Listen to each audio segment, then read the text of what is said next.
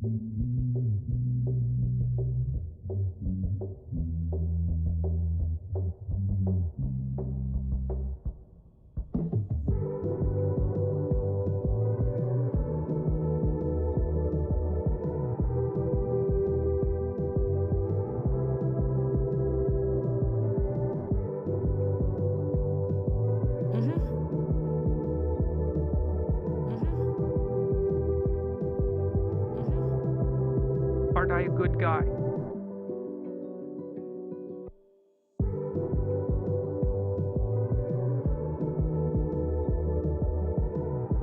It's a bold strategy, Cotton. Let's see if it pays off for him.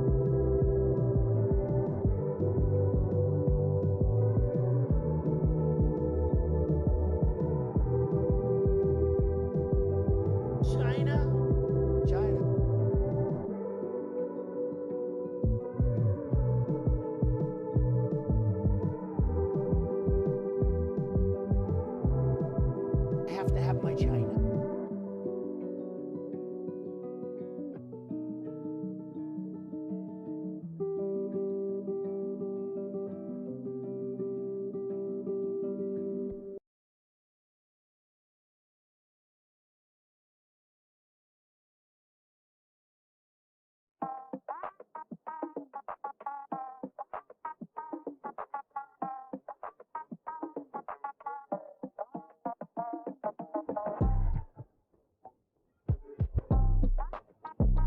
Don't be creepy. Don't be creepy. I mean, this woman is dangerous, ladies and gentlemen.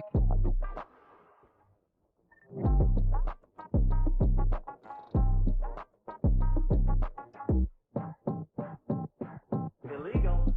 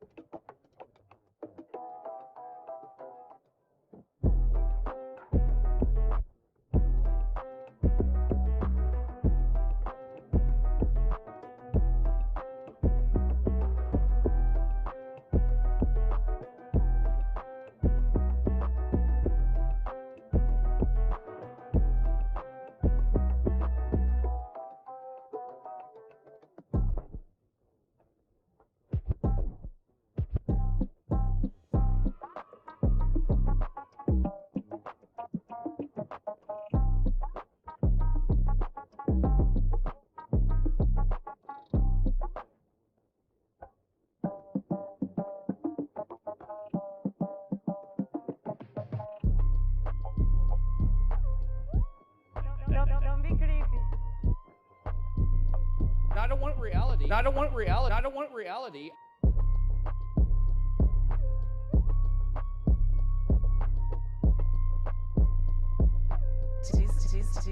Jesus, I say that.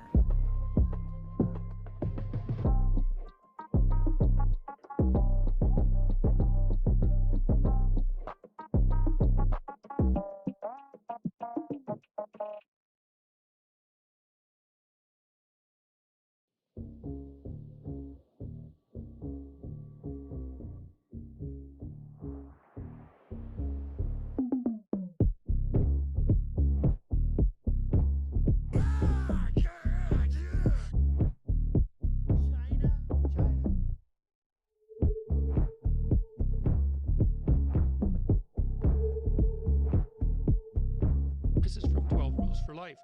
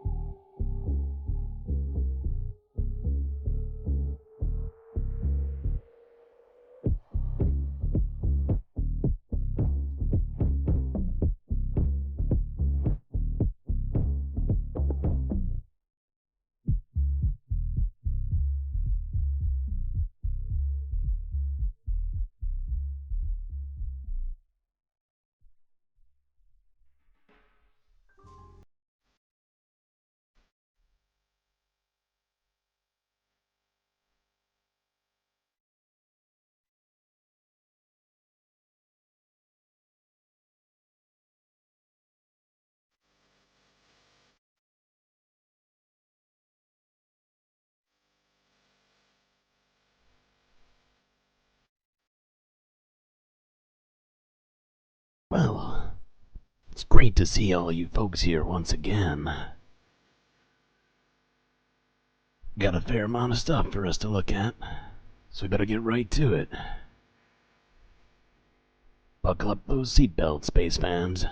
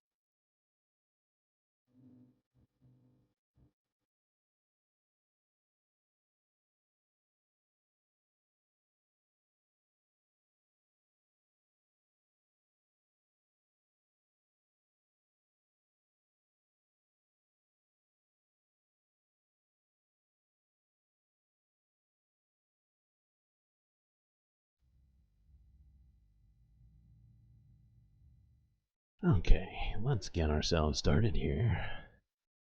As usual, we're gonna start in America, and sadly, I have two different stories involving gun violence. Shocking, right? Rid of the Second Amendment? Anyway, let's just get this started.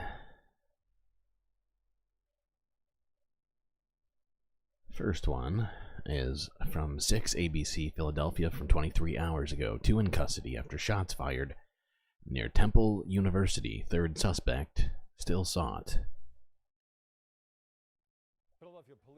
Oh shit, that's quiet. Fuck you. Let's try that again. Philadelphia police took 2 people into custody tonight in connection to shots fired near Temple University's campus. Officers found shell casings, you see one right there, littering the ground on the 1500 block of Sydenham Street in North Philadelphia at 7 p.m. Rid of the Second Amendment? No indication that anyone was hit by the gunfire. Police also say they're looking for a third suspect. Temple University police sent out an alert. What is happening right now? I'm not even talking about this story. I'm talking about this complete... Oh, wow. That's just crazy. All of these for nothing. I mean, you've got likes. I'm not going to take that away from you. You're at 17. You're 3 away from achieving Captain Cisco, but in no way have you... I mean, wow. I'm just giving away free support characters. Free on-screen support. And that's ridiculous, okay? Those likes are free, goddammit. Ah, Christ. Well, it's fucking unfortunate. Wait a second. Ah, yes, okay, this is the next one. 3 injured after shooting at catering hall leads to car crash. So, another example. Thankfully, it doesn't sound like anybody has died from either of these, although there's clearly at least one person who was injured because, well, it'll become clear when we watch this. Go, Web, go. Police in Newark are investigating what led up to a crash that sent 3 people to the hospital. They say it started when someone was shot at a nearby catering hall. As 2 people drove the shooting victim to the hospital, their car then hit another vehicle, a light pole, and a transformer. New Jersey reporter Tony Yates is live at the scene in Newark with the very latest. Tony.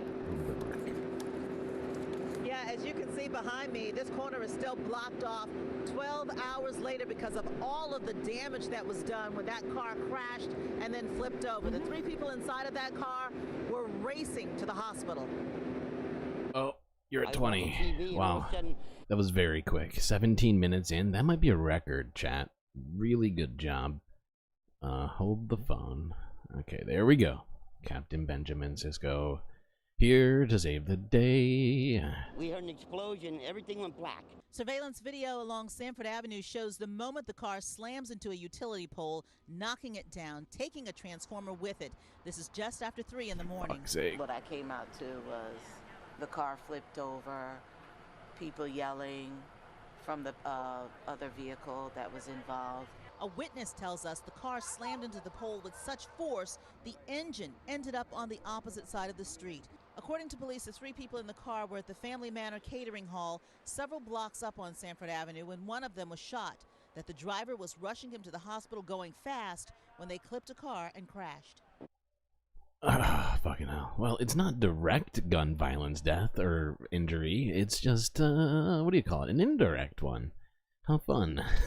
Trying to save somebody's life from gun violence, and then you get yourself into a situation. Really, really great job, America. Get rid of the Second Amendment. Anyway, what do I do next? Oh, I'm sorry, chat. I didn't tell you where it was from. That was Newark, New Jersey. That was an Eyewitness News ABC 7 report. Thank you for checking. Alright, we're gonna do a little bit of climate-y related stuff. This first one, we're not gonna watch the whole thing. It's pretty dang long, but this is a piece from 6 hours ago coming out of NBC Bay Area. Largest wetland restoration project on the West Coast.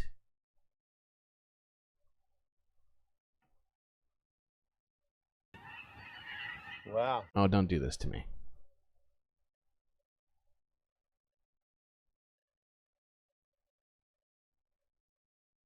Hello, I'm Doug McConnell, and we've got some great discoveries for you out here along the open road. We'll visit the largest wetlands restoration project on the West Coast and see how things are progressing at a freshly breached site where bay waters are reclaiming a piece of its shoreline. Oh, wow, look at that. We'll see the sights and hear the sounds of wetlands coming back to life as we paddle our way to one of the newest and biggest restoration projects in the bay. And we'll get tips on some of the best places to walk, paddle, access, and enjoy our beautiful bay. Yeah. That part, not so.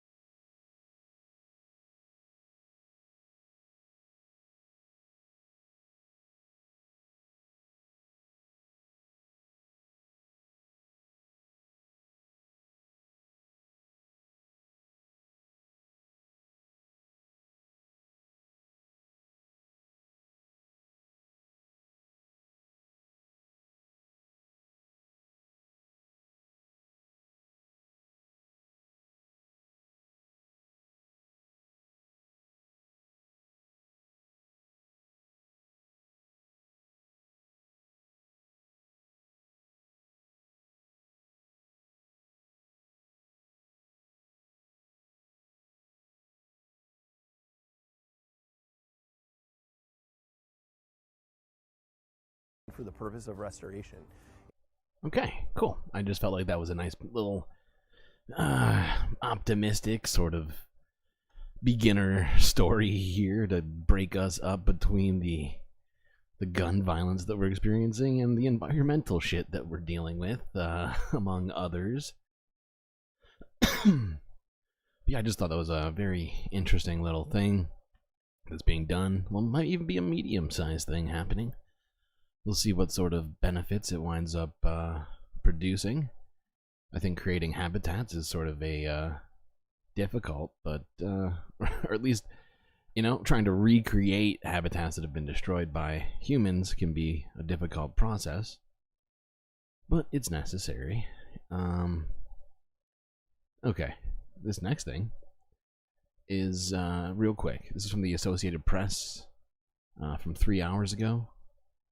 And you can see here on California's Highway 1, a large chunk of the highway has collapsed into the water below. If you're unfamiliar, California's Highway 1 basically goes all the way up along the coast.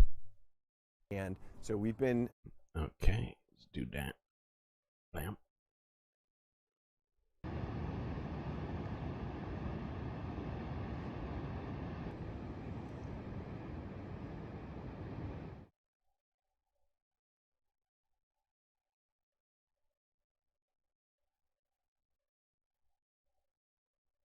And I mean, the reason I kind of wanted to look at this one is because we've been talking about erosion and the effects on infrastructure and people's situations, and just another example of the sort of thing that, you know, you really can't even do anything about, and you just have to try and plan ahead on, right?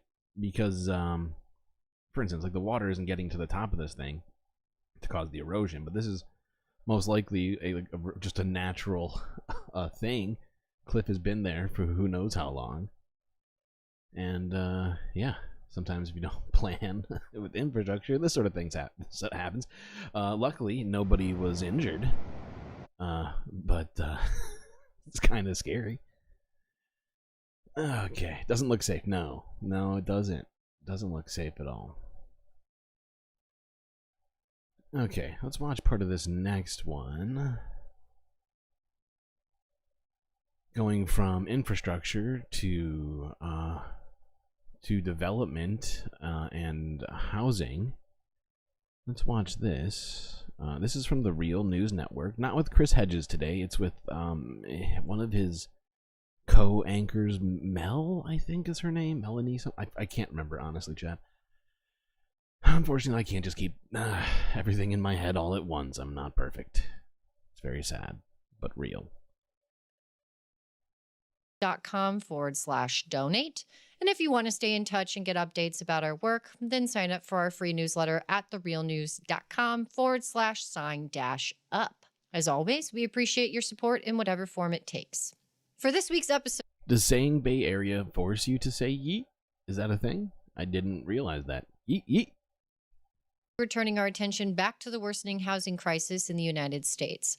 Last time, we spoke with tenant organizers who are doing important collective work to protect tenant rights against the exploitation by landlords, particularly as it relates to rent control in major urban areas across the country. Today, we're taking a look at the property developers themselves and the ways in which they leverage tax breaks intended to spur redevelopment of underdeveloped urban areas to line their own pockets. With me today to discuss how these often hurt rather than help the working class are my incredible TRN colleagues Taya Graham and Stephen Janis. Over the last many years, Stephen and Taya have taken a look at these tax breaks and who they help and hurt. And I want to read some of their previous reporting to give our listeners a bit of context before we dive into our conversation. Urban centers across the country have been ensnared in a cycle of underdevelopment, hindered by property tax disparities, the absence of cohesive affordable housing strategies, and insufficient educational investments. In an effort to counteract these challenges... So it's some sort of a legal obligation for Bay Area residents. Okay, I was unfamiliar with this. Like Baltimore, have resorted to controversial tactics, offering lucrative incentives to developers under the guise of benign acronyms like TIF, or tax increment financing, and PILOT, or payment in lieu of taxes, despite these strategies often exacerbating the strain on their working class populations. Their documentary, Tax Broke, is not only an exploration of Baltimore's challenges, but it is also a critical examination of a pervasive issue affecting cities nationwide. This investigative documentary delves into the deep-seated problems caused by opaque tax break systems that disproportionately impact the working class, shining a light on a matter of importance far beyond Baltimore's city limits. Now, when you say yeet yeet, like, the only thing I can think of is this. Hold on. Wait for it.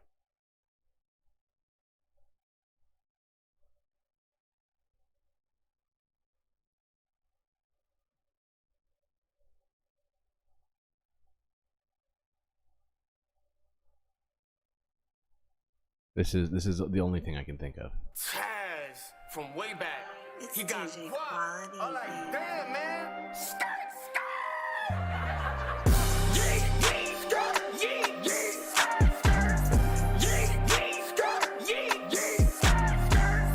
Hold up.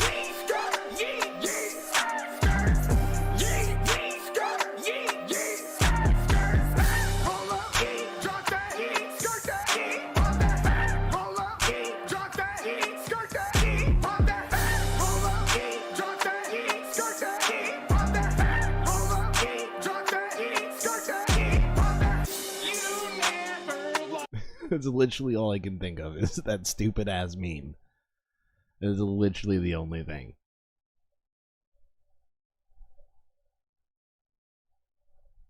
And it's your fault that that's now in my heads and probably in the heads of others. So blame yourself.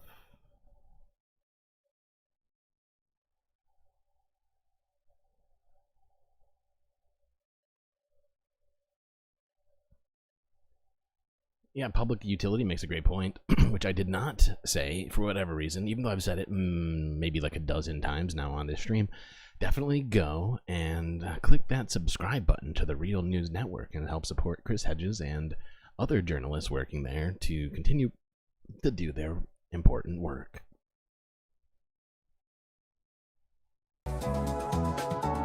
Thanks so much for coming on the show, Stephen and Taya. I'm really glad you could take some time to talk about your important work.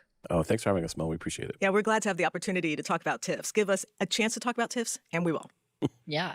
Okay, so for some of our listeners who maybe aren't aware of the kind of work that you've been doing for the last, 5 or 6 years or so, you've been working on an investigation of development tax breaks that happen in Baltimore and the wider state of Maryland. And you have recently, in the last year and a half, finished and released your documentary, Tax Broke. Can you kind of give us an idea of what that work looks like for folks who maybe aren't aware? Well, you know, as people who probably know about Baltimore and many inner city problems, people talk a lot about crime and things like that. But really, you know, cities like Baltimore that are poor actually make a lot of people wealthy who are already wealthy. And so we wanted to drill into that because, you know, there's a lot of media attention focused on, you know, judicial processes, but not much on the process of how does a poor city make a rich person richer? And that's what the documentary Tax Broke was about, because there's a lot of history in terms of development and how we had redlining and how we had, you know, enforced segregation and things that led to this situation where Baltimore pretty much pays developers. It's a pay-for-play city. It pays developers to develop in the city. So that was basically the underlying topic of Tax Broke in terms of examining the system that has created an environment where a city must offer aggressive and more aggressive tax breaks to developers to spur development, even, I would add, as the city of Baltimore loses population. So we went back in history and sort of examined some of the things, some unique things about Baltimore, being that it is what's known as an independent city. That is that it has no ties to the counties that surround it. So it was isolated economically. There was white flight from the city based on things like blockbusting, which used, you know, racial fears to get people to move out of the city. And so over time, Baltimore had to increase taxes dramatically and exponentially, and eventually that led to a city that had the highest concentration of poverty in the country, and also on top of that, one of the highest tax rates. So as you can see, the city, as famous urban planner David Russ said, the city was designed to fail, and that's the idea we wanted to explore because it has had a huge impact on the city in terms of equity and affordable housing, all sorts of other sort of ancillary problems that don't sort of get tied together into a bigger picture. And that's what Tax Broke tried to do. Say, look, all of these problems you see where people cannot afford housing, where we have vacant housing, where we have, you know, high concentrations of poverty that is not being addressed, all of this comes back to the idea of a tax break. And that's why we call it Tax Broke, because actually right now, some breaking news, Baltimore City's real estate tax revenues have dropped this year and projected to drop more. And all of this, in a sense, happening when politicians and public officials assured us that this program of offering tax breaks would eventually deliver the city from its current dilemma. So that's okay.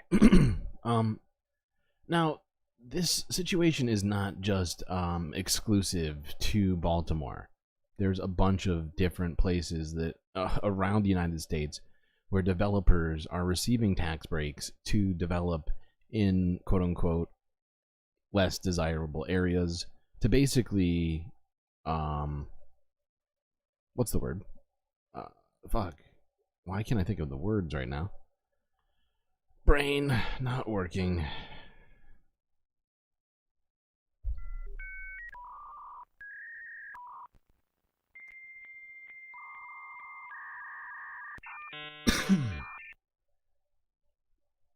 God, I can't think. I genuinely can't think right now. I don't know what's wrong with my brain. Gentrify. Yes, that's the word. Thank you. Gentrify. Like, I was expecting it to come to me, and it just didn't. But thankfully, you're here to help me out. But yeah. To basically gentrify cities all over the country, the developers get tax breaks to ruin, to arguably just ruin those areas and create problems even further, displacing people from their homes and creating further inequality. Oh, God. It's very frustrating. And the thing is, this thing goes for like 45 minutes. We could watch the whole thing. I'm tempted to watch a good portion of it, but I'm going to try and restrain myself from doing that right now. So, I'm going to move it forward slightly and watch a little bit more.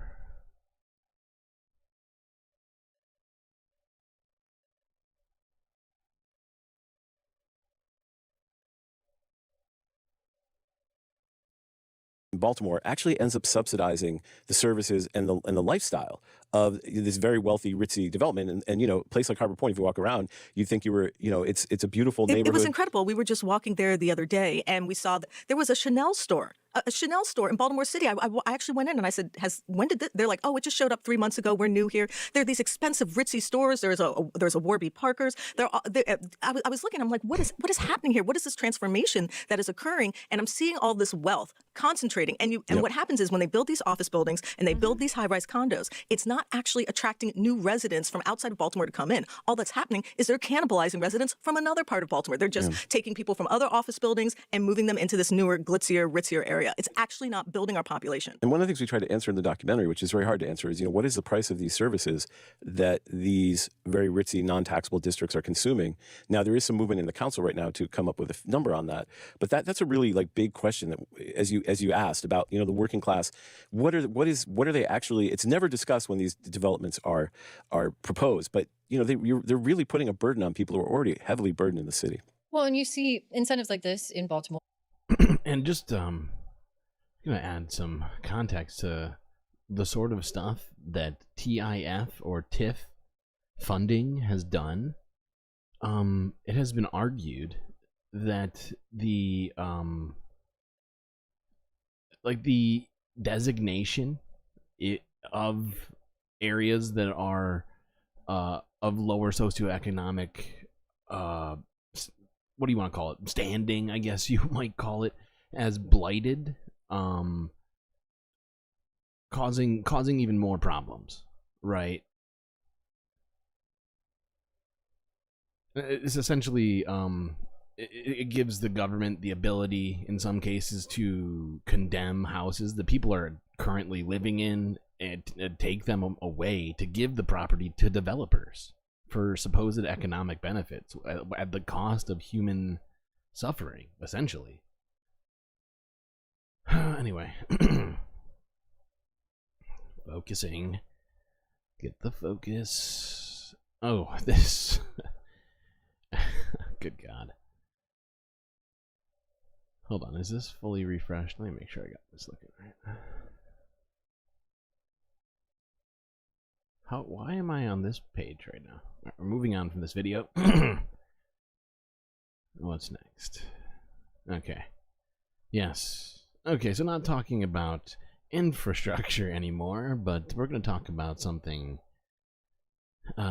else, kind of related to infrastructure. At least it's related to driving. This is from 6 hours ago, the Associated Press, where a vehicle has crashed through the front gate of the FBI office in Atlanta.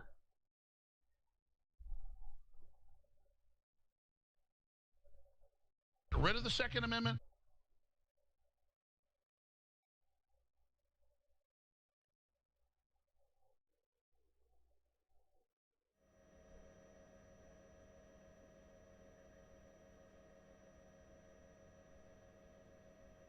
Now, as you can see, this lift gate stop thing, whatever you want to call this, barricade sort of thing that flips up. Clearly that works pretty well. Just gonna say that much. But I just figured we'd look at this because I just feel like this is just another example of Americans not dealing with their shit properly, and just doing dumb stuff. And I feel like we're not constantly on the watch, but I do keep my eye out for this. Some of the comments for this video were freaking hilarious, honestly. Like one person said, I know this is serious, but can somebody turn off those windshield wipers, please? Because like you can see like the windshield wipers still going on it. Like I don't know. People be crazy. They had no chance. Yeah, of course they had no chance. What kind of idiot thinks they're going to storm the FBI with a Kia or whatever that was? Not happening. Not happening. Very, very silly choice. Sticking with car-related stuff, this is a report from Reuters from 8 hours ago, where apparently Tesla's stock price and reputation has been hurt by Musk's falling reputation. So sad. Tesla. Go.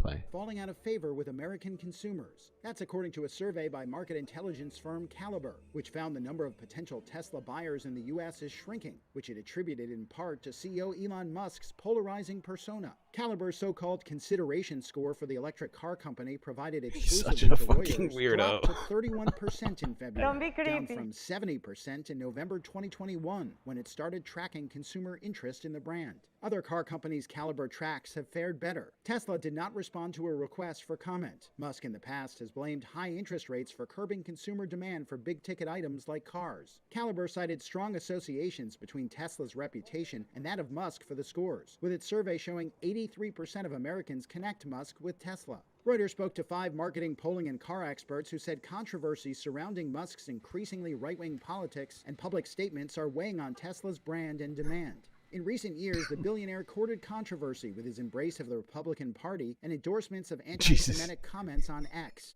He looks like such an idiot.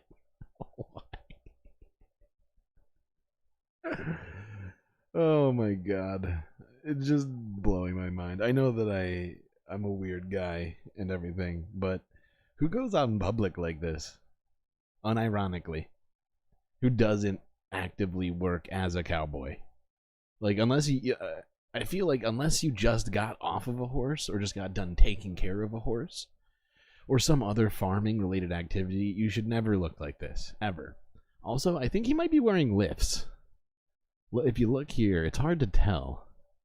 Man, I wish I had a fast way of zooming in directly on this. But, oh my god.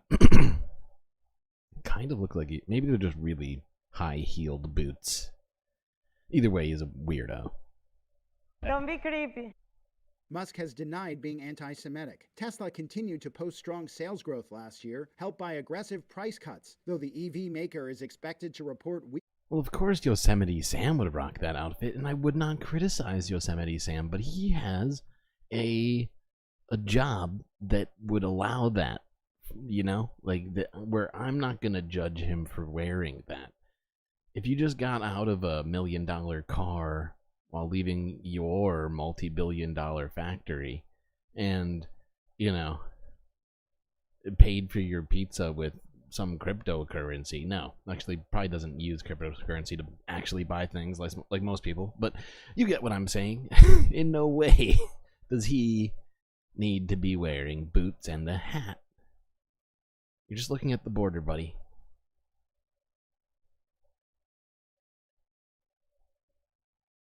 Sam could pull it off. That's an interesting thought.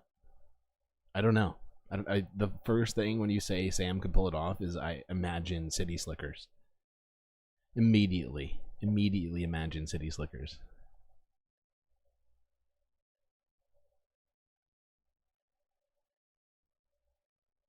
Okay.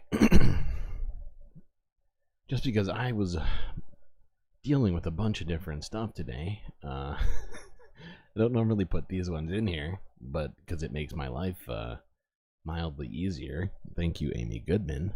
Let's watch this Democracy Now! Video from 13 hours ago. This is the top U.S. and world headlines. This is my segue, folks, from U.S. to world news. Democracy Now! I know.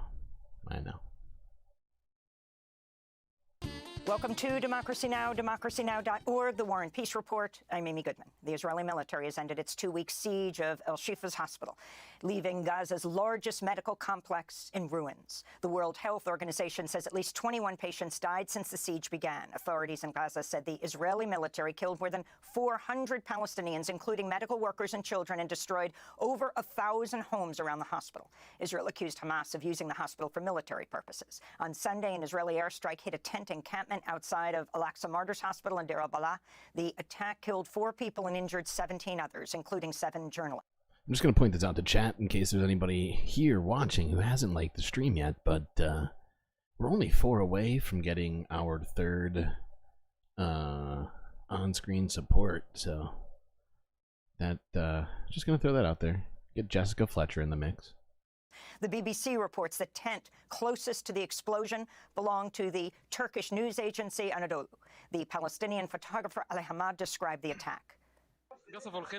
They hit the tent without any warning. We were staying in the tent as a group of journalists, peacefully, with no terrorist among us. We were preparing our cameras, and all of a sudden, the tent was hit. Everything went dark with debris and rocks flying above our heads, and there were flames. In other news from Gaza, the Israeli newspaper Haaretz reports the Israeli military has created so-called kill zones inside Gaza, where Israeli troops kill anyone who crosses into the area.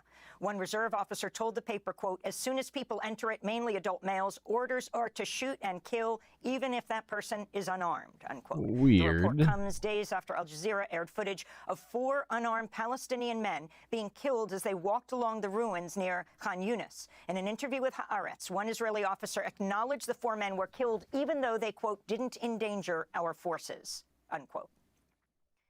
The Washington Post is reporting the Biden administration has recently authorized the transfer of billions of dollars in bombs and fighter jets to Israel. The arms package include more than 1,800 Mk-84 2,000-pound bombs, which can be used to level entire city blocks. Yeah, and if for any reason, you made a good point there, public utility, if for any reason, which it would genuinely shock me if there was somebody here who wasn't already subscribed to Democracy Now! She's been around for like 30 years, but definitely be subscribed to Democracy Now! That seems like a given. The U.S. is also sending 500 Mk-82 500-pound bombs and 25 F-35 fighter jets.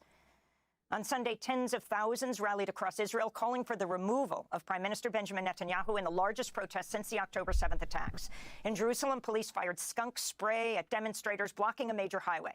The protesters called for a ceasefire and the release of all hostages. This is Zahira Shahamor, whose elderly uncle has been held in Gaza for nearly 6 months.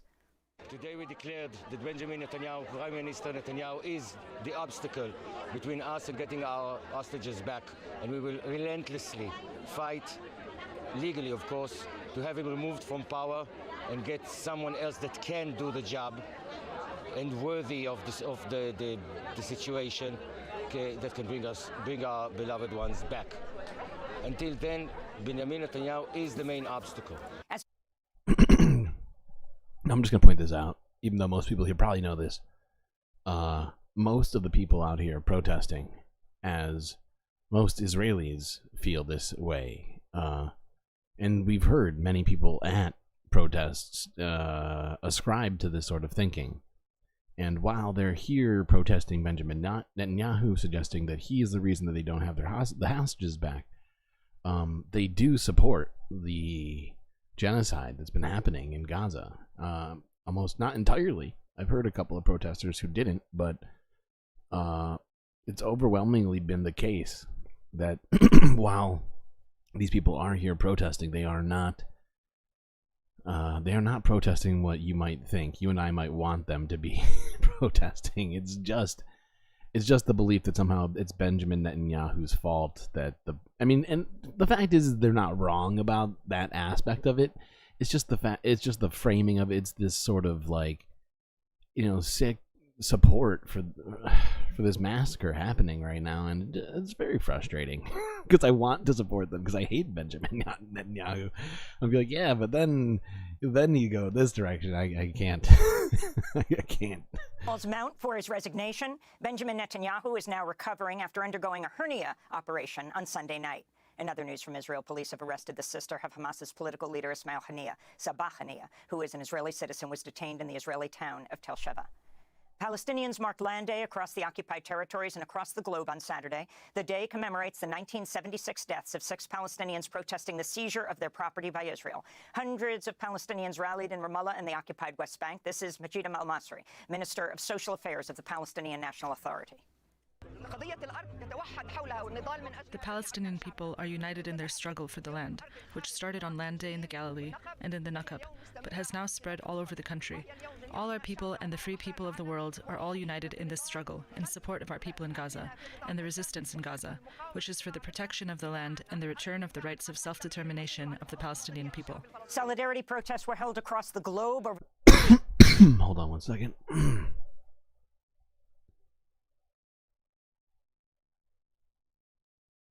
All right, I'm just going to move it forward slightly.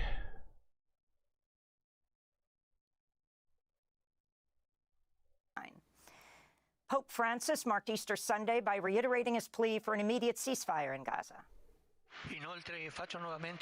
I appeal once again that access to humanitarian aid be ensured to Gaza and call once more for the prompt release of the hostages seized on last October 7th and for an immediate ceasefire in the Strip.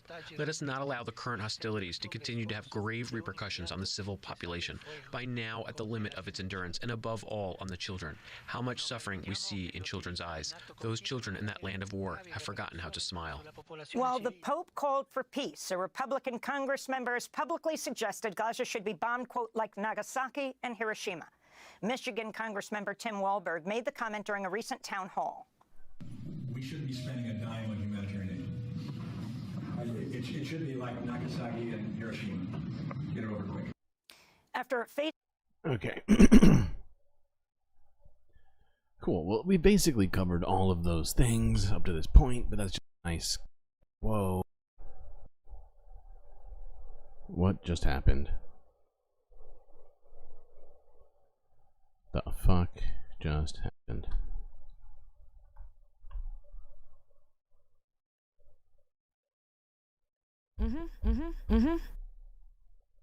Okay. This is from 12 Rules for Life. That was super weird. I don't know if you heard that, but like I pushed something with my knee just now, and my whole system had a complete meltdown. All right. I should have put that in a different spot because it was just, I forgot that it was all Palestine related news. But it's not a big deal. It's not a big deal. We're going to go back to Gaza related stuff. But before we do that, I can do a few other things. First, another Real News Network video I found here from 11 hours ago, entitled Haiti's Real Crisis Isn't Gangs, It's Foreign Occupation, with Jafrik Aiti. And we're not going to watch this whole thing either. Hold on, I just got to set it up.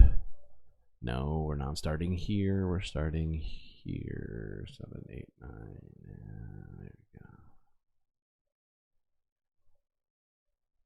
There we go. Go. Under occupation. This is one of the things that they're trying to hide. The fact that the disaster that you are observing is the result of what is called the Ottawa Initiative on Haiti. What is the Ottawa Initiative on Haiti? It's a meeting that took place in the town where I live, Gatineau, Quebec, which is, I guess, a twin town with Ottawa, which is the capital of Canada. There, on January 31st, February 1st, 2003, a set of white men and women met, and you will see why I emphasize that it was white men and women. And they had 2 days of discussions on the future of Haiti. Who participated in that meeting? Now their names are known. At the time, it was secret. But you had foreign ministers of France. There was one lady from El Salvador. The other ones were from the United States. And from the Organization of American States, Luigi Analgi was there.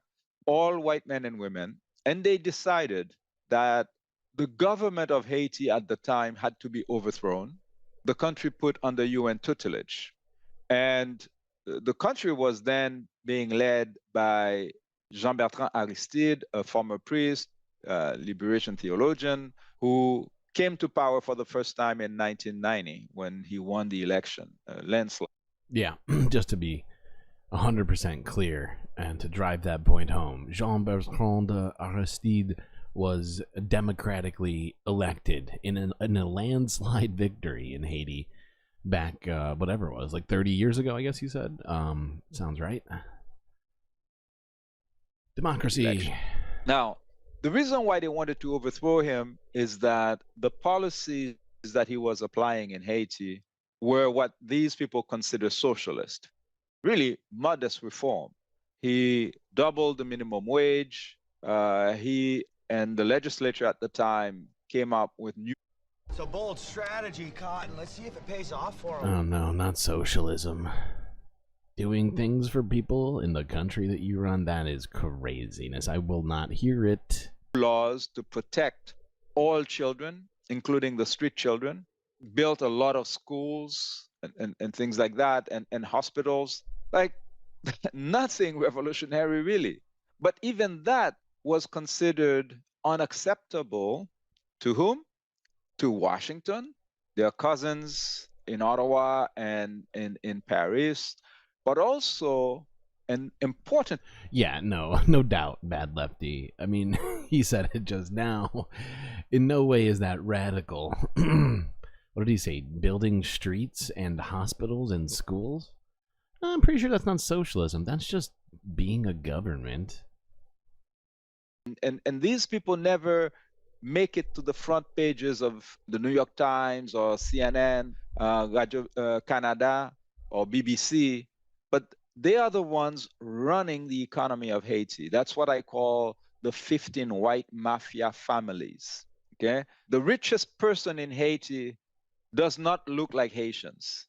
The second richest person in Haiti does not look like Haitians. The third, the fourth, the fifth. I mean, I know there are other countries in the Caribbean where that reality can also be observed. But you have to understand, Haiti gained its independence from white supremacy. And there was a law instituted as soon as the revolution was successful to say that no white man shall set foot on this territory as owner.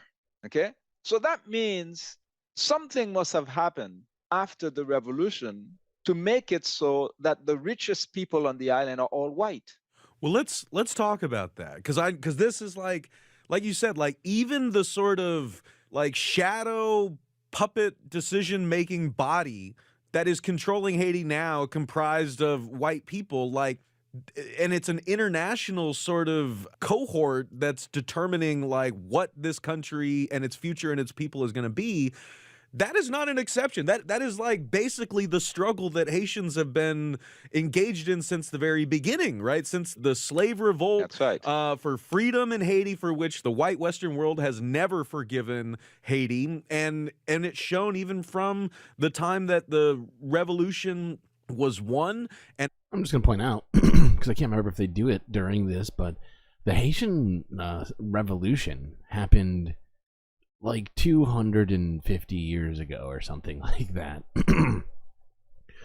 I think it was like in the late 1700s when it began. And the fact that somehow the reverberations of 250 years ago are still alive and well to this day is no accident. It's ridiculous. And yeah, fucking immediately Haiti was slapped with trade embargoes from the United States. It was paying just, for over half a century, all of its wealth back to France for the crime of claiming independence. It was occupied by the United States less than a century ago. Like you said, like this, you cannot understand the crisis you're watching now, the poverty, the violence, any of that you're watching now, only looking at like the sort of local context and trying to piece something together. You cannot tell this story without like telling the other side of the story about how Haiti has been pillaged and punished since its beginning. So I want to ask if you could just keep tugging on that thread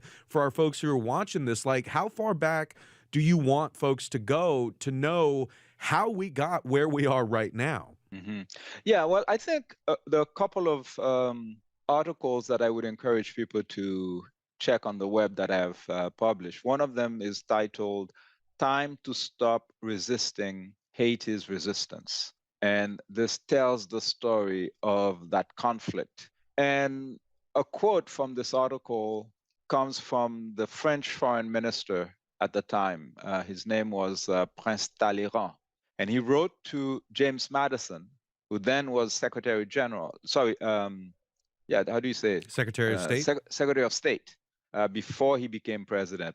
And Talleyrand, in 1805, so Haiti had barely had 1 year of existence, he wrote to his cousin that the existence of a Negro people in arms is a terrible threat for all white nations. Okay, so he was calling for white solidarity. Okay, and at the time, that's the kind of language that they used. And now remember that the Haitian Revolt was actually the first successful, like major slave revolt recorded in European history, at least if I'm not mistaken, and led to a number of other sorts of things like what he's referring to. Sorry, sorry, I'm pausing it. Honestly, I feel like I'm not pausing it enough to some degree, but this individual here, Jafrique, is much more eloquent and up to date and knowledgeable just in general on the situation than I am. So I find myself getting sucked into listening to his words. The U.S. did respond.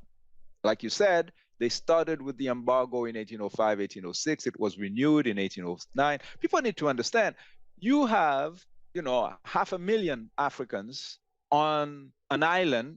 They were still struggling to liberate the whole island because the white cousins, although they were in competition with each other, were already collaborating to stop the liberator of Haiti, Dessalines, from liberating the city of Santo Domingo and then liberating the whole island. Because there was a French general named Ferrand who occupied Santo Domingo. And of course, the Spanish had maintained slaves. And so the Haitians understood that if you let parts of the island maintain racial slavery, you haven't done anything. You have to chase all of the Europeans out of the island.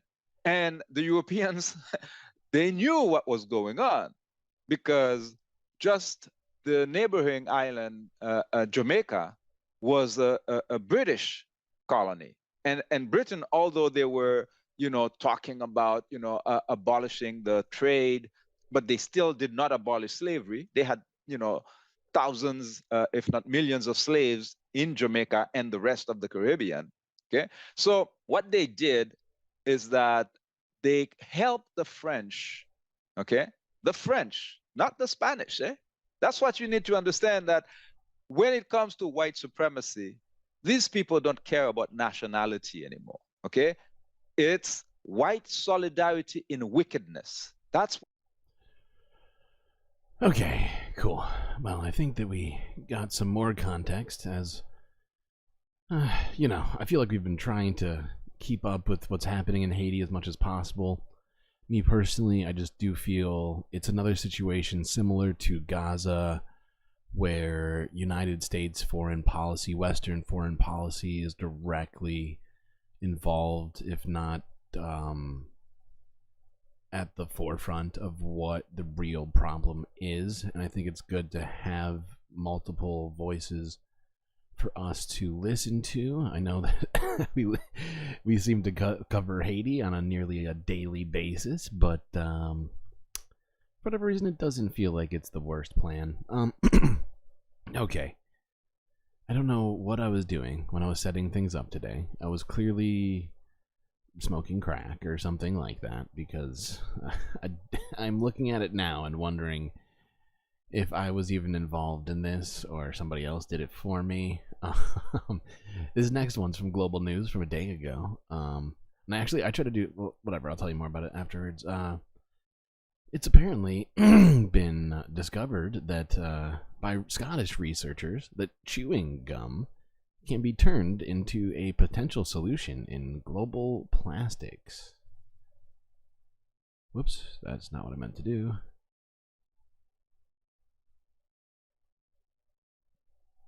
Oh, you're out of here? Okay, well, it's good seeing you, Bad Lefty. Oh, and hello to Shade Dragon, who is apparently here in spirit, but not in chat. Okay, chewing gum into plastic. During the pandemic, those little plastic cassettes to test for COVID were produced and used by the millions and then tossed out. A byproduct of the world's response to COVID was a mountain of lateral flow tests, LFTs, made of virgin plastics from fossil fuels. But a Scottish researcher is reprocessing some novel ingredients to make a new generation of LFTs. We've made one in recycled chewing gum. In case you missed that, she said chewing gum. Old chewing gum, fridge parts, and limestones. So chewing gum mostly scraped off the street, along with discarded parts from refrigerators and other bioproducts that can replace virgin plastics with something less harmful to the environment. What we're hoping is that through the use of these cassettes, we can ultimately save 30 to 50% of the carbon footprint of the virgin material production. Really, this is the challenge of modern healthcare. This professor of anthropology and health says many medical devices are not only produced with fossil fuels, they end up in the oceans and soil. We are producing huge numbers of single-use plastic devices, but those same devices are also contributing to a growing burden of plastic pollution globally. Some 2 to 4 billion lateral flow tests are produced globally each year, not just for COVID, but for pregnancy and infectious diseases.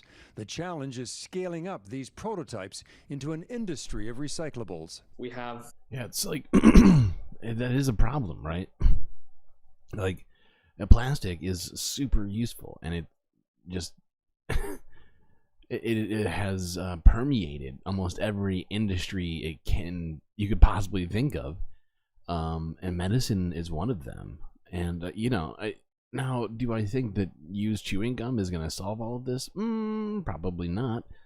But my thinking is that there must be something inside of chewing gum that we could extract potentially. I don't know what, I tried to look into it, like I did a little bit of research over here, trying to figure out what ingredient. It seems to be currently not released as a study yet, at least none that I could find. But it is interesting. I would love to see more innovation like this happen. I think we need it, because we cannot continue to rely on oil to create plastics. That's a bad strategy. I think. That was my thinking. Is it was maybe the rubber inside of it, but it's not necessarily true. Sometimes the things you assume aren't necessarily the case. That's the fun about science, also. One of the sticking points. Okay, now let's look at some other stuff here. More global stuff. First couple are actually regarding Turkey's election. This first one's from Global News 6 hours ago. Turkey election. Istanbul mayor says one-man rule is over after major opposition victory. Preliminary results show Turkey's main opposition party has retained control over key cities and made huge gains in local elections. The vote is being seen as a barometer of sorts of Turkish President Erdogan's popularity. He was trying to win back control of the key urban areas he lost to the opposition 5 years ago in the midst of a deep economic downturn and high inflation.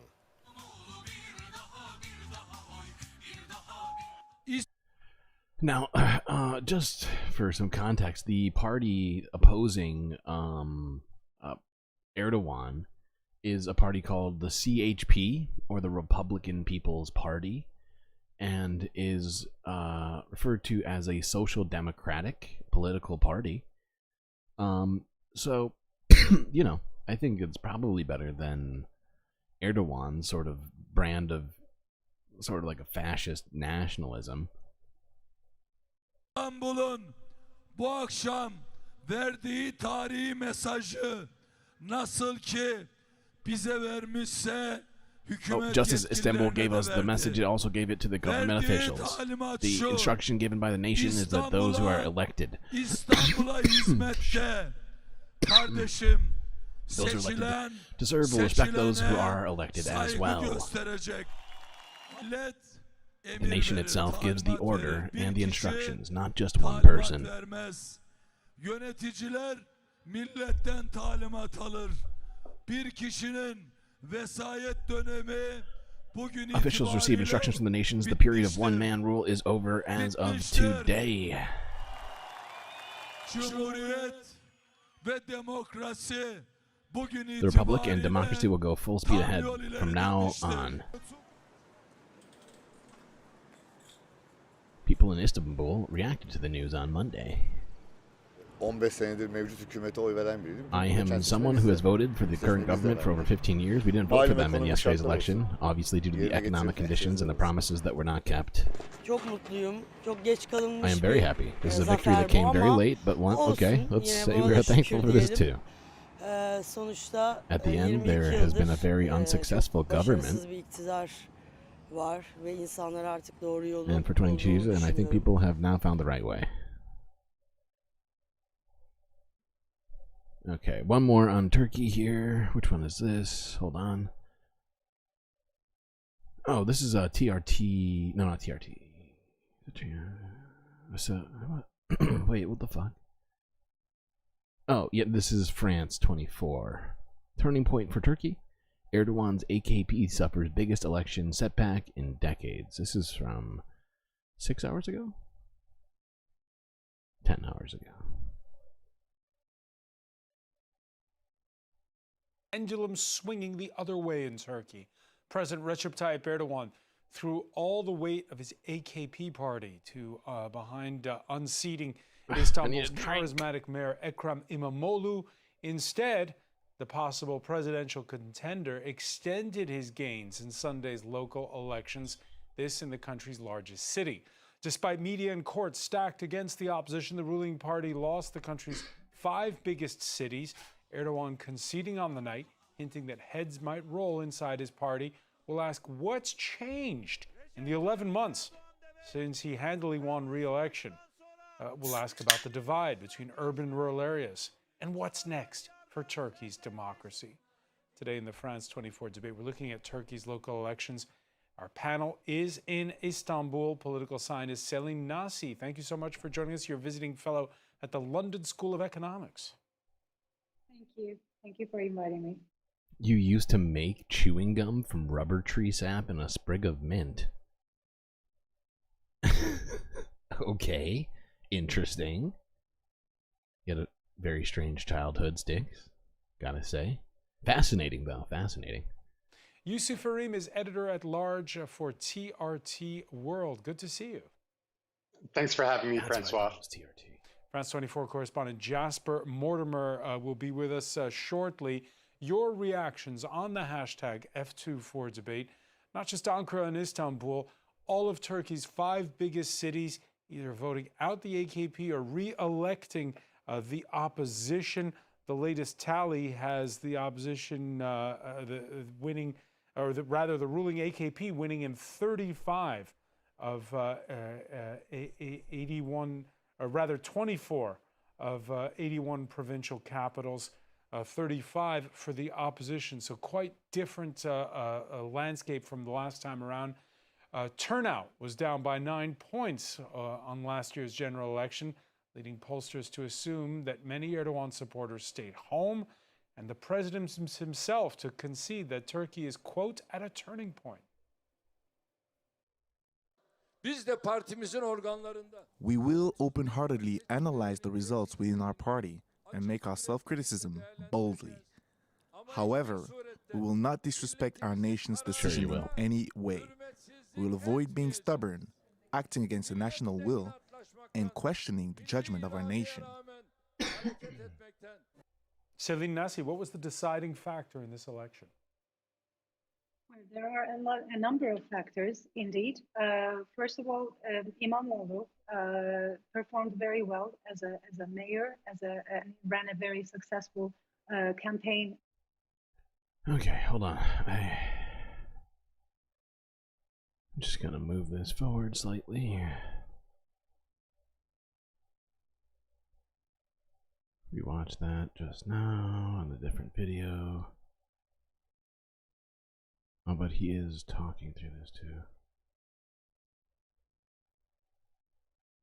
The Kurdish vote celebrations were held Sunday night in places like Diyarbakir. Oh, shit. The pro-Kurdish Dem party winning there and elsewhere in the southeast. And, you know, Yusuf Erim, there's the question whether those candidates will be again barred for alleged ties to separatist militants. Is it just going to be a repeat of the past?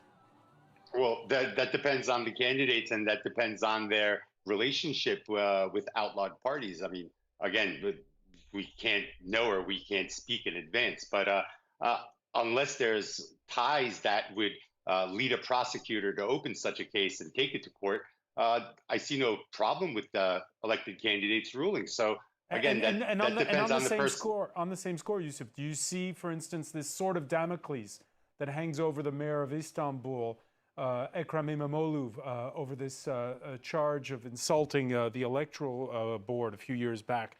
Is that going to stay? Is it going to still be there, hovering just in case? I don't think so, because I don't think I don't think that case or moving to prosecute against Ekrem İmamoğlu would politically, I mean, if this is politically motivated as you're insinuating, I don't think it's going to politically win any points. And besides, heading. I'm just going to point this out. You're one like away from getting Jessica Fletcher. One like. And you could have the Jessica, all the Jessica you want.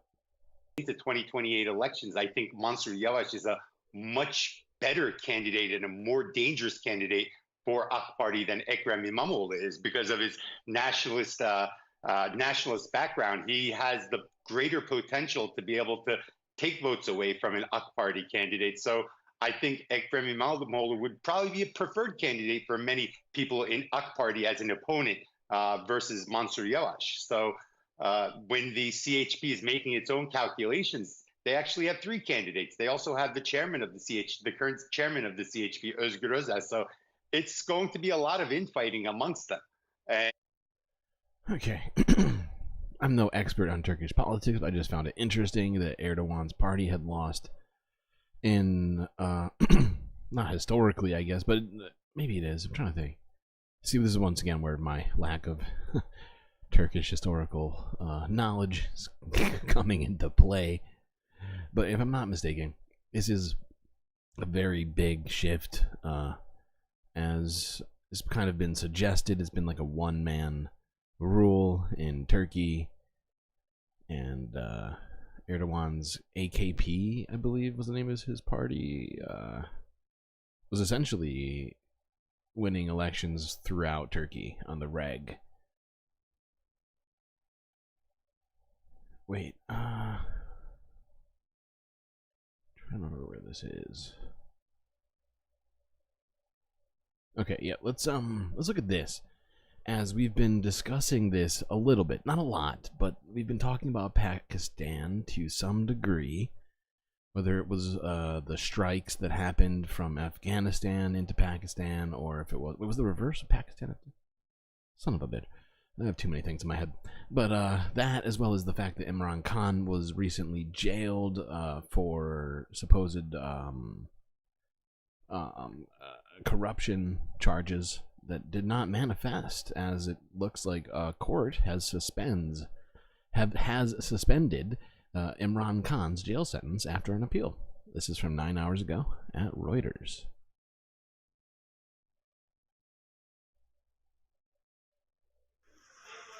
A Pakistani court has granted former Prime Minister Imran Khan an appeal of his conviction. I thought this was this one. Okay, this is serious, okay? And this might even be more serious. No, okay, I'm kidding. It's not more serious, but is anybody else seeing what I'm seeing? Imran Khan an appeal. It's Hassan. It's Hassan. Hassan is working for the Turkish government. I had no idea. He's a pretty busy guy, you know? But I mean, look. I mean, here's the proof. Wait, I'll show you. I'll show you the proof.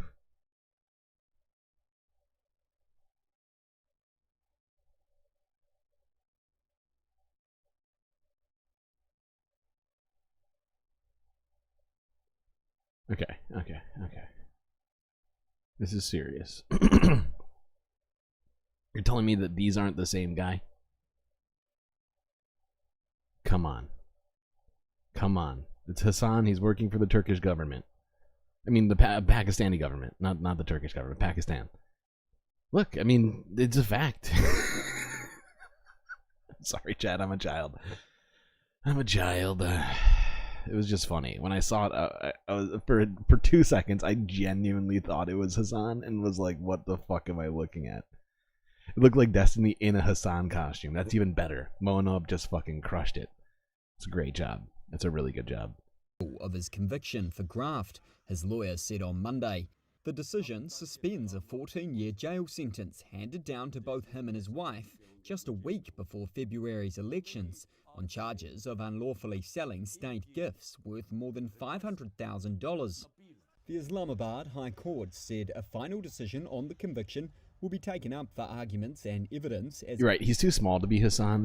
It probably is Destiny in a Hassan costume working for the Pakistani government for whatever reason.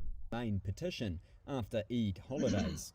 Khan, however, will remain in jail on multiple other sentences also imposed before the elections. Those disqualify him from holding any public office for 10 years.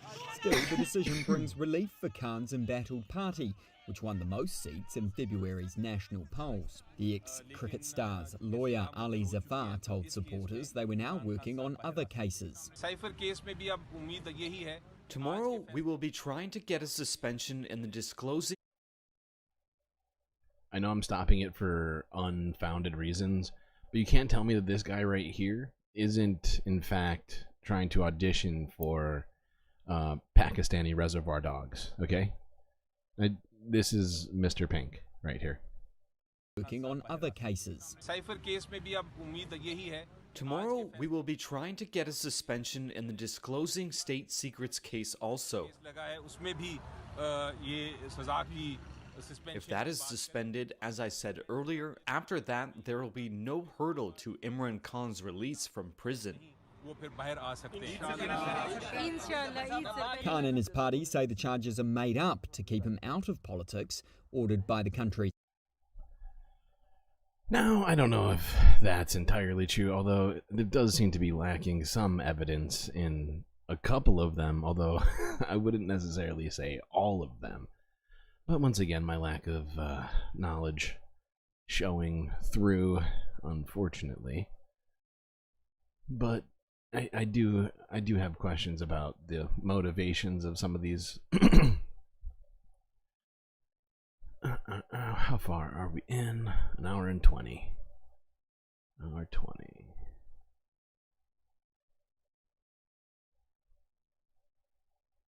Yo, chat, before we push on further here, I'm going to take a quick break.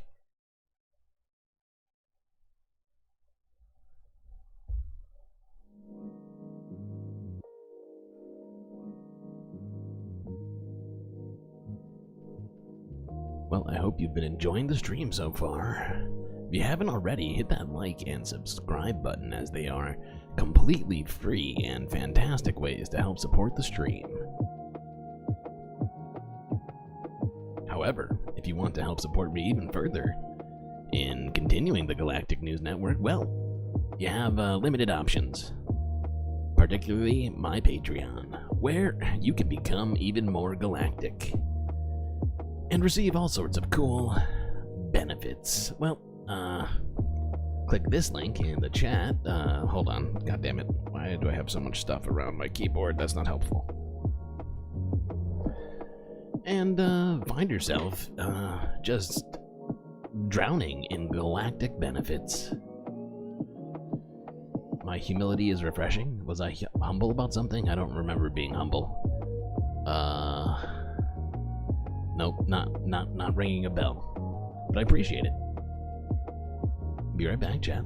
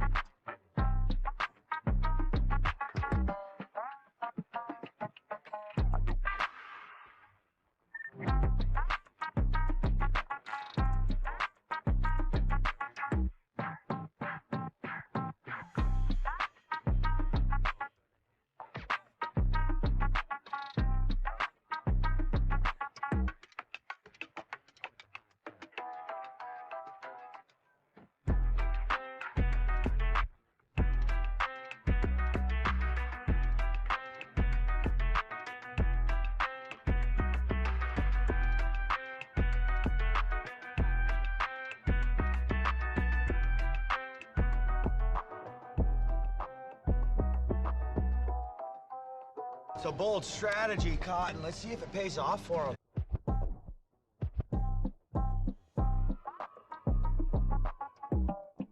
Alright, chat. I'm back.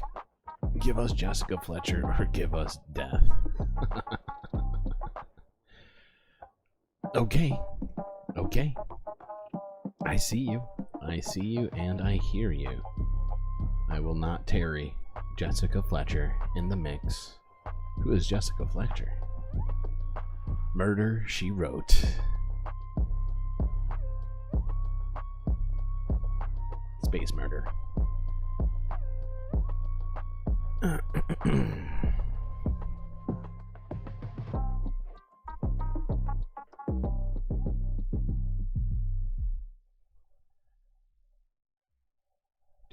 Do. What is your favorite color? Blue.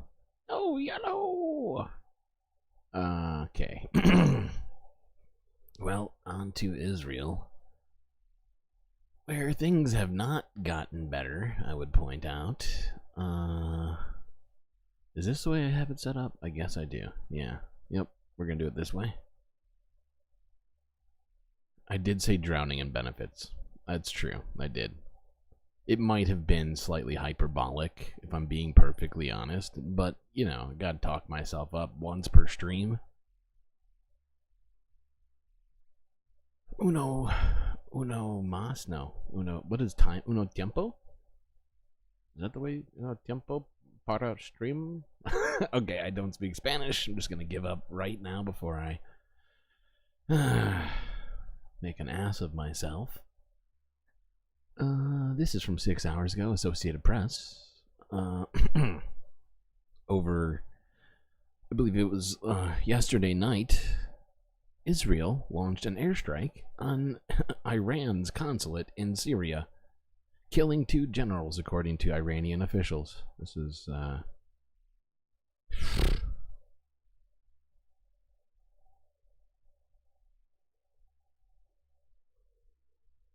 I remember somebody saying that this wasn't going to devolve into a wider regional conflict. Anyway, let's watch this video completely unrelated to that sentence. Okay, we get it. Israel basically thinks they can just do whatever the fuck they want all over the Middle East and have no consequences for it. Helps that they have nuclear weapons, I'd point out, but yeah, pretty uncool. Pretty uncool.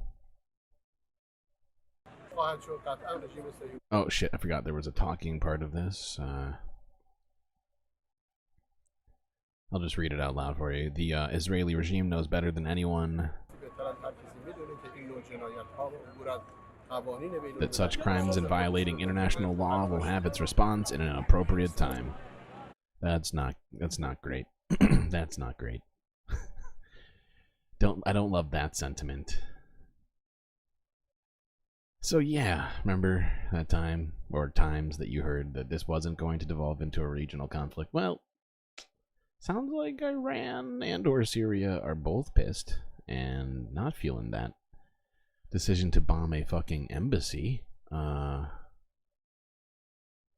This is now moving north to Lebanon. Lebanon-Israel border incident. Statement by UN force spokesperson.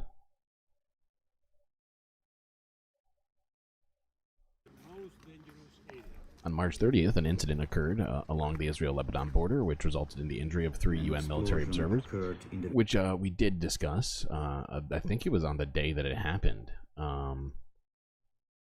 I'm not mistaken, we definitely covered this specific story, but this is going into detail and in what the response from the UN was. An explosion occurred in the vicinity of the Blue Line in South Lebanon. The 4 UN personnel were immediately evacuated for medical treatment. UNSO military observers are working together with UNIFIL in the implementation of our mandate. And now we also launched an investigation to verify and to look into the origins. You've been messing up Lebanon and Libya. They both start with an L and have a bunch of vowels in them, I guess, so I can see the confusion. But Libya is actually a very large country in Africa, which is next to, I believe, Egypt and Syria. Like, those are the nearest neighbors to the north. Lebanon's on the other side. Like, if you can imagine as, like, Israel, Palestine being the middle, it's like on the other side of that, northeast, I believe. If I'm not mistaken. You're making me want to pull a map out right now, though. This explosion. The situation along the blue line between Lebanon and Israel since the 8th of October last year continues to be of grave concern. Security and safety of UN personnel is of paramount importance. All actors have a responsibility under international humanitarian law to ensure protections to non-combatants, to peacekeepers, to civilians, to medical personnel and to journalists. We repeat our call for all actors to cease these heavy exchanges of fire before more people are hurt.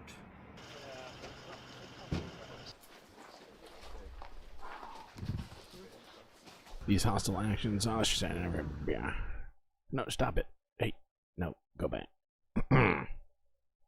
Quote from Antonio Guterres. These hostile actions not only disrupt livelihoods but also pose a grave threat to the security and stability of Lebanon, Israel, and the region, said UN Secretary General. Okay, moving forward.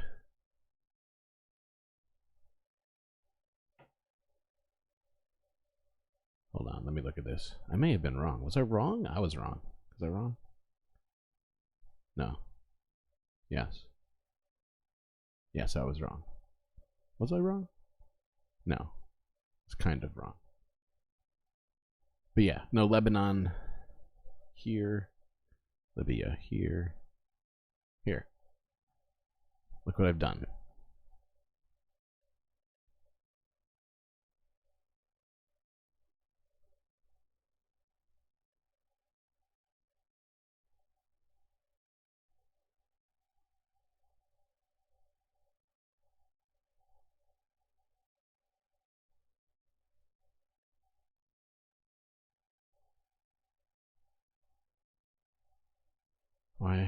Why? Okay, here we go. Look, I found a map. Here's Libya, right here. It's this big country next to Egypt.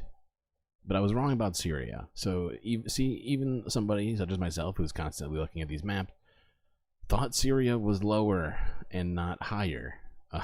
So Syria's right here. So the way I described it previously was totally wrong. But Lebanon is up here, north of Israel, and Jordan is over here to the east.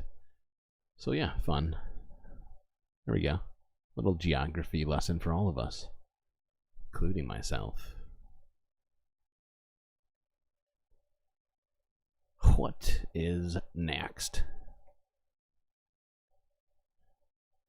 Okay, so we're going to touch on this. The Democracy Now! Piece we watched earlier, looked at it quickly, but this is I believe the original footage, or at least undoctored, from Middle East Eye, U.S. Congressman Tim Walberg suggesting that dropping nuclear bombs on Gaza is a good idea.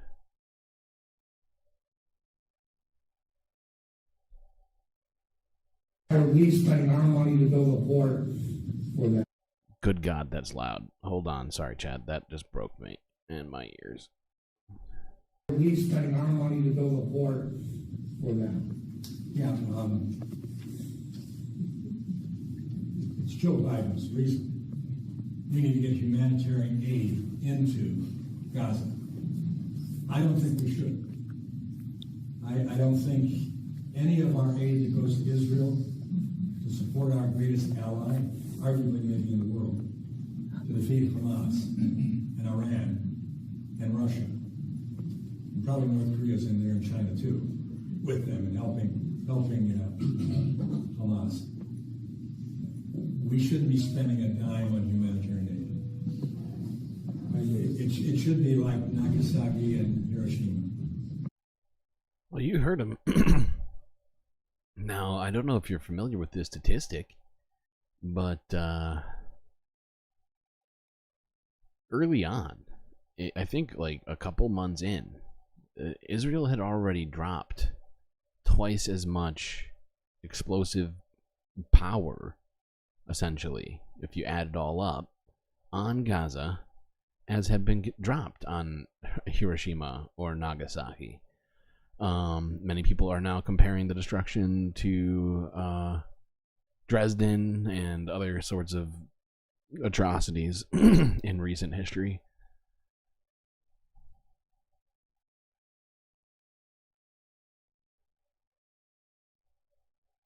I could have pulled a John Oliver.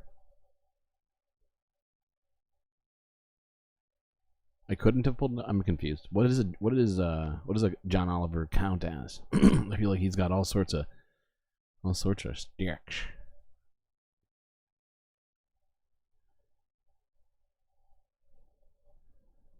Okay. Focusing. All right, this is more stuff from U.S. representatives on Israel. This is from Al Jazeera English from 9 hours ago. U.S. expresses concern about footage of Israeli executions at Al-Shifa, but slams Hamas.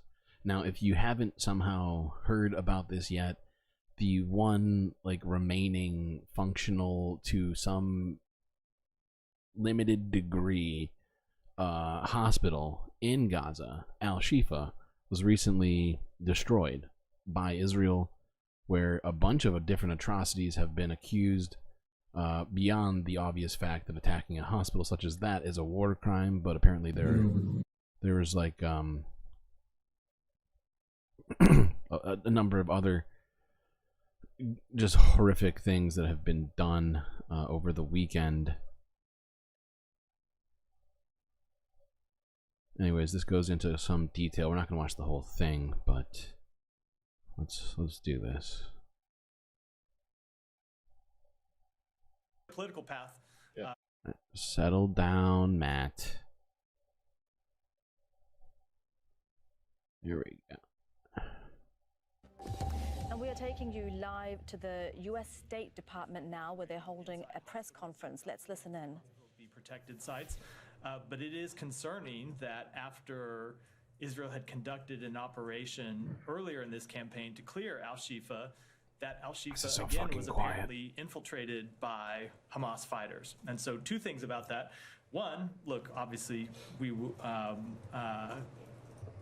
it would be great if Hamas would stop hiding behind civilians and stop hiding inside civilian infrastructure, including... It'd be great if I saw any evidence of that claim anywhere, of recent history, just the last 6 months. I'd love to see some amount of evidence to that point, because it's been claimed 10,000 times in the last 6 months by important people. I don't know why, if it's happening to such a degree that we're not seeing images of this, but supposedly. I got boxes full of Pepe. But two, it points out what we have been saying all along, which is the need for Israel to have a sustainable long-term strategy when it comes to Gaza.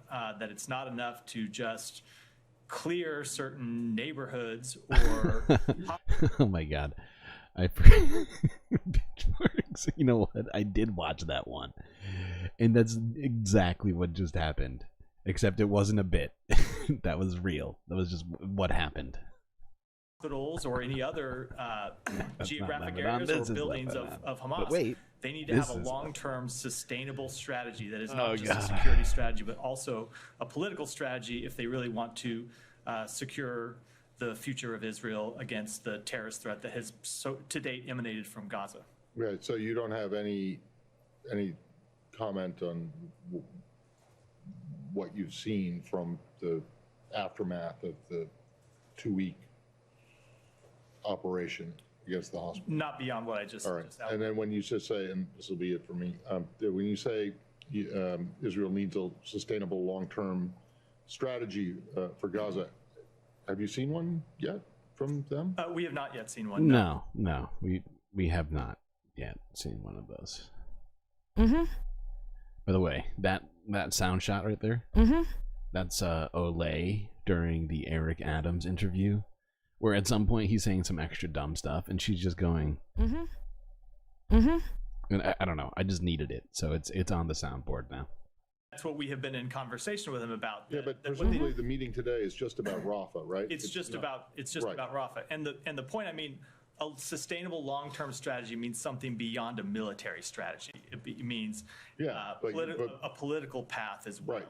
So a political path to two states. That is our preferred policy, but you need a political path.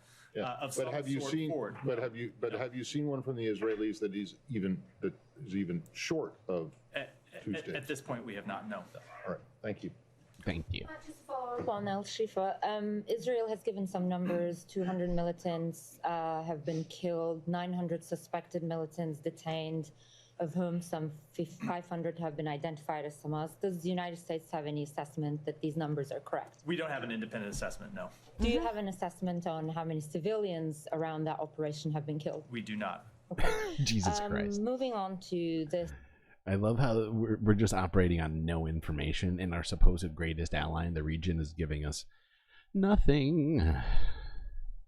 Not losing my mind. Definitely not losing it in any way. Totally normal. Strike, this suspected Israeli strike in Damascus. Do you have anything to say on this? I don't. Obviously, it just happened in the hour or two before I came out here. We are in conversations with partners in the region, gathering more information, but at this point, don't have confirmation either of the target. Yeah, no kidding. Of course, Israeli soldiers are allowed to get medical treatment without being bombed. Yeah, they're doing it. They're doing it every day, I'm sure. And like for normal stuff, like I stubbed my toe, or I have a headache. You know, it's a ridiculous claim. I assume that's responding to the sort of claim that like Hamas is like in the hospital type shit, and like suggesting that even if they were combatants, they wouldn't deserve health care or like medical treatment, even though that's explicitly outlined in the Geneva Conventions. But Matt Miller is here to obfuscate the truth. For the responsible party. Do you know if the United States was given a heads up by Israel about this? Again, we are gathering information. I don't have anything about the strike right now. I got boxes full of Pepe! Okay, do you have any concerns that this might sort of escalate tensions, which are already high? And in a way endanger the hostage talks? Matt is like ready to throw this lady out. This is what's going on in Matt Miller's mind right now. I mean, this woman is dangerous, ladies and gentlemen.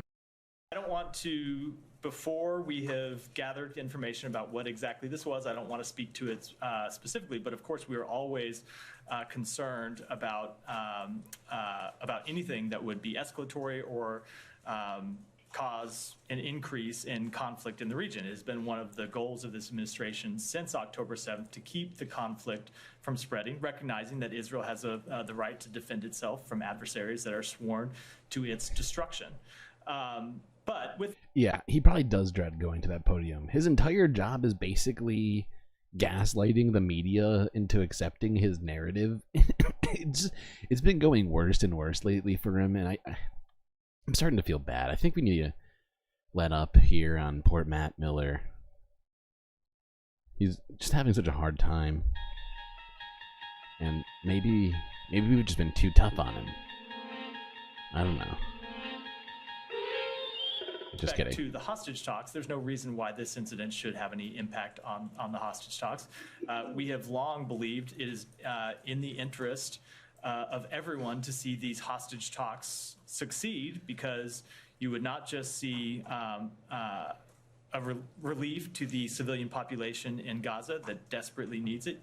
It would enable the increase in humanitarian assistance into Gaza, and of course it would get the hostages out. So no, I don't believe it should have any impact on it. Can you say how those talks are going?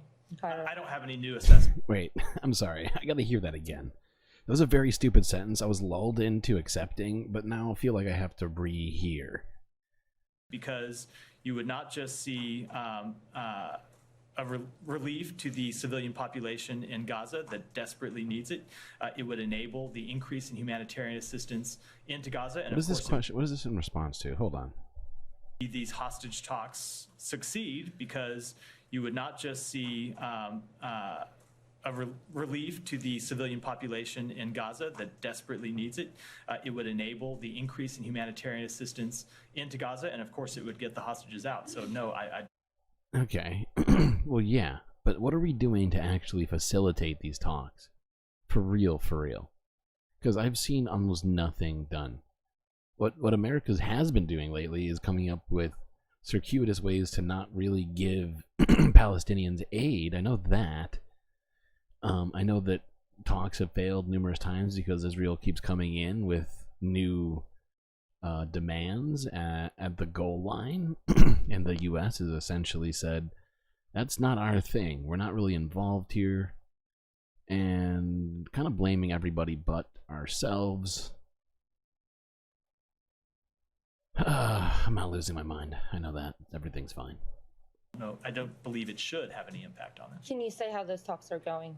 I don't have any new assessment to offer today. Okay, two final. No new assessment. That's great. That's great. You know.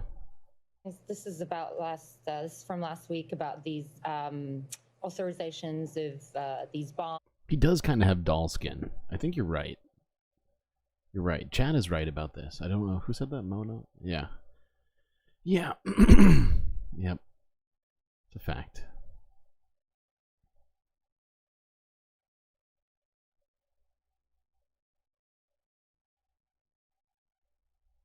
Alright, now let's watch, maybe we'll watch a little bit more of this. Actually, I think we'll watch from here. Seems like a good spot. Go. Hey, don't be a butt. Don't be a butthead to me. Oh my god. I love how YouTube just wants to make my life hell sometimes. And just not do the things that I need it to do. And like they come up with these new sorts of supposed features that just ruin my life even further.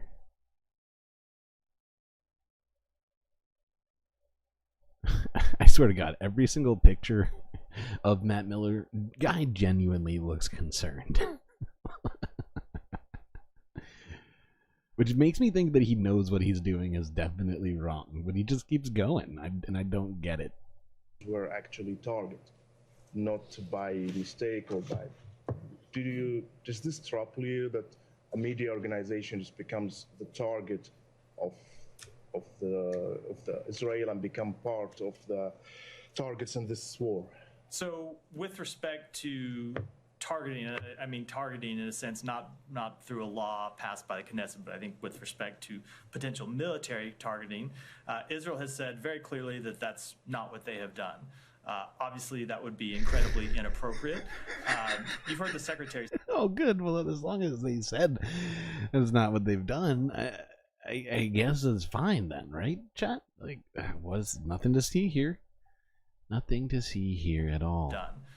Obviously, that would be incredibly inappropriate. Mm. You've heard the secretary speak to this, that it is tragic how many journalists have lost their life in this war. Because as I just spoke to a minute ago, they put their own lives at risk in bringing us information about what's happening inside Gaza, and it's important that we continue to get that information. And so we support the work that journalists do in Gaza. We support the work that they do around the world. Now, I'm pretty sure, if I recall correctly, this was in response to a question asked by a journalist about breaking information about Israel's decision to shut down Al Jazeera operations in Gaza, effectively trying to make it so that the world can no longer see the genocide that they're inflicting on the Palestinian people. I think I have I think I have a story on this. Yeah, I have a, we're going to be looking at that further detail, but let's just try and power through the rest of this Miller interview. Go ahead. Just to go back to the meeting between US and Israeli officials, why is this happening virtually? I will leave it to the White House, which is the primary. White House took the lead in organizing this meeting, so I'll leave it to them. But I mean, there's an important diplomatic element because we know, I mean, Benjamin Netanyahu said in press conference yesterday that he pulled the delegation traveling to send a message because of the UN Security Council vote. So it will worry people that on such an important issue, and it's not a long flight from Tel Aviv, that this meeting is not happening.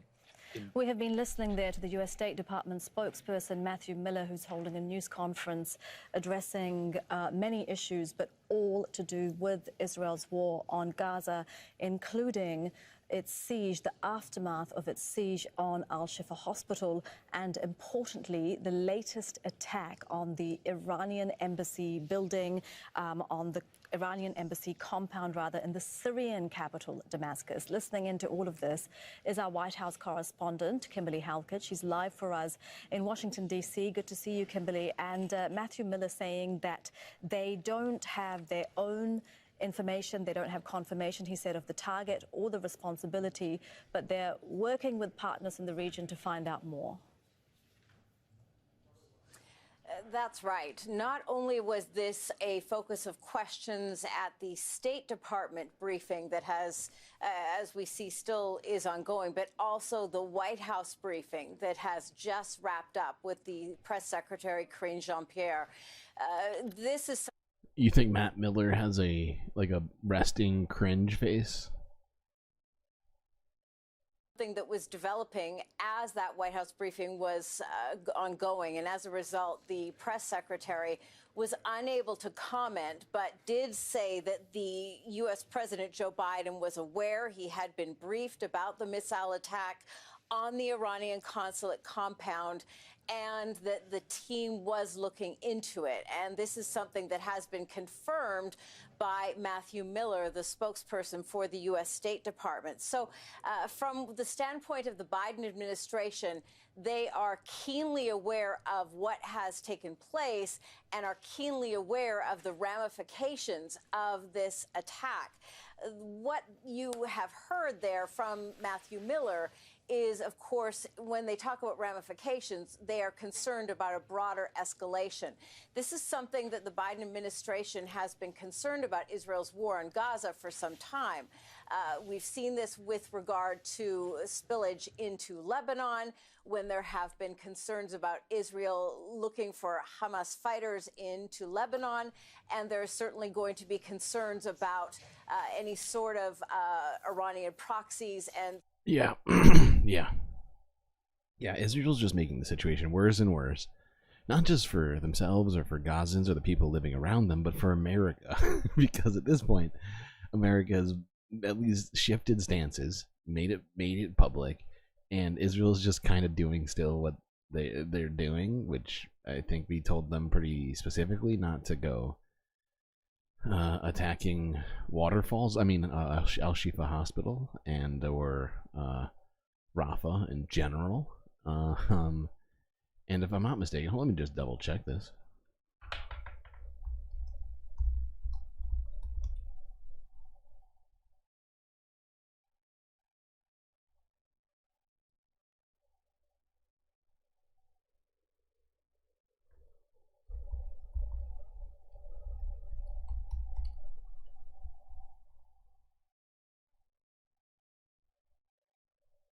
Okay, no, it's in Ramal, which is slightly, very slightly outside of Rafah. Okay. Anyway, either way, it's not only is it a disaster, a tragedy, a war crime, it is a nightmare for the United States to try and deal with. Did I drop my Galactic pen? No, I don't. Did I? I don't think so. I don't think I had a pen. At least not one currently that I was using for anything. I feel like I take most of my notes on my computer. Did it sound like I dropped a pen? It was probably my vape.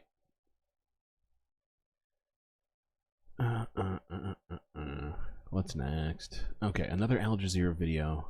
This is going into further detail with a witness account from doctors and others at Al-Shifa Hospital, who say that what he witnessed amounts to war crimes. This is from Al Jazeera from 13 hours ago.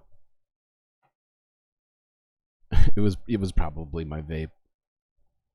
Which, now that I think about it, you're basically right. If that's the case, it's a vape. People call them vape pens. So, I guess I did drop my pen, just a different kind of pen.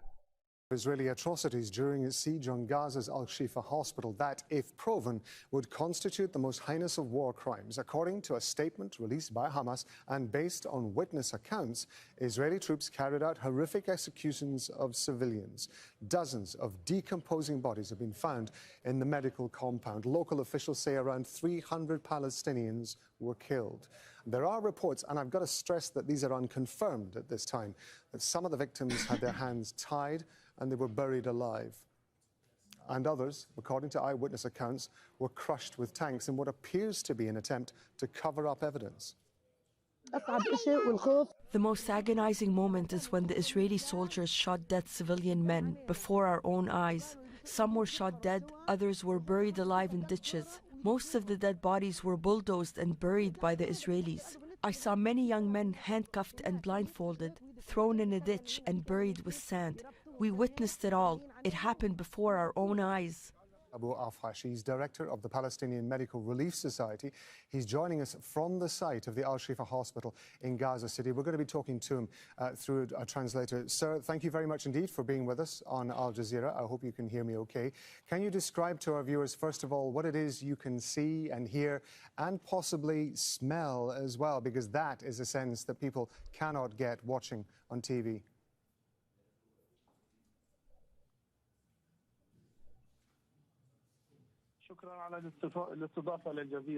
First of all, thank you for having me on Al Jazeera.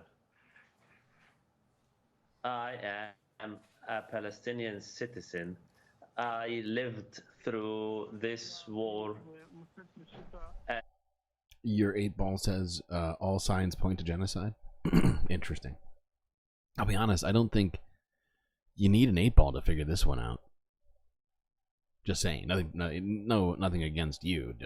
Just thinking out loud here. I think it's pretty clear. Even before, what happened at the Al-Shifa hospital is beyond description. The Israeli occupation forces stormed a civilian hospital, a medical facility catering to civilian population. The Israeli soldiers stormed the hospital and opened fire indiscriminately on all those inside the hospital. It is fucking insane to me that Israel can continue to claim that they have more to do when it seems like, I don't know, 95% of people living in Gaza are living in what I would describe, maybe perhaps a bit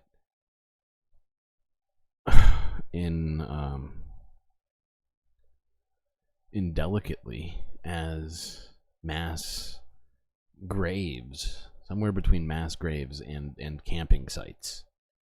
And it's insane to suggest that somehow there's more to be done. There clearly isn't. There's no justification at this point. Hasn't been one for months. But especially with this, what's happened here in Al-Shifa. I mean, you know, it's insane.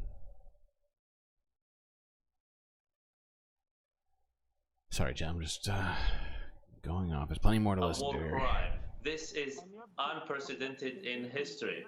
An Israeli, as an occupation force, opens fire, executing and killing patients, the wounded, and even the medical staff. This constitutes war crimes, punishable under the international law and the humanitarian law.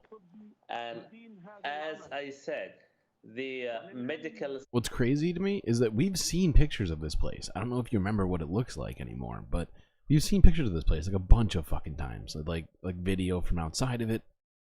It is fucking crazy. It's completely transformed into an apocalyptic wasteland like the rest of Gaza. It was like literally days ago. It looked halfway normal. It was one of the few places left in Gaza that were still standing. Ah, wow, really good job. The war crimes. Wow.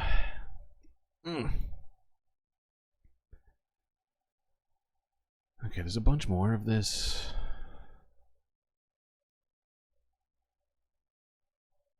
I'm trying to remember what else I want to hear from it. Let's go to here.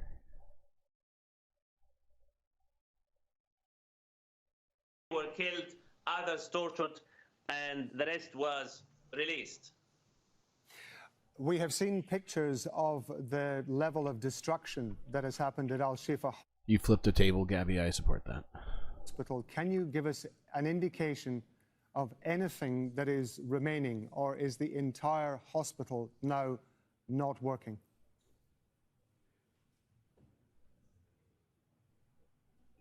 God damn it. Sorry. Okay, never mind. Unfortunately, I regret to say what you have witnessed is only a tip of the iceberg.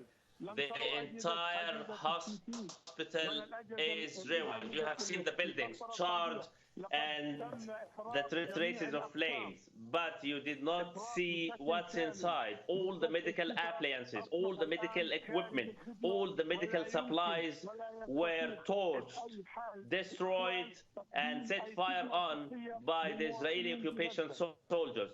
The hospital in its entirety is out of operation and out Jesus of Christ. service.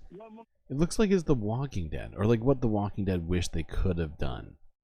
Like, this shit is insane. This is fucking nonsense. Okay, we're moving on. It is just, ugh. Every day with the destruction and the starvation and all the stuff. Are you leaving, Gabby? Or are you just throwing rockets in chat? What was I doing? I forgot. Oh yeah, moving us on to this next one from Democracy Now!, going into even more depth on this very situation.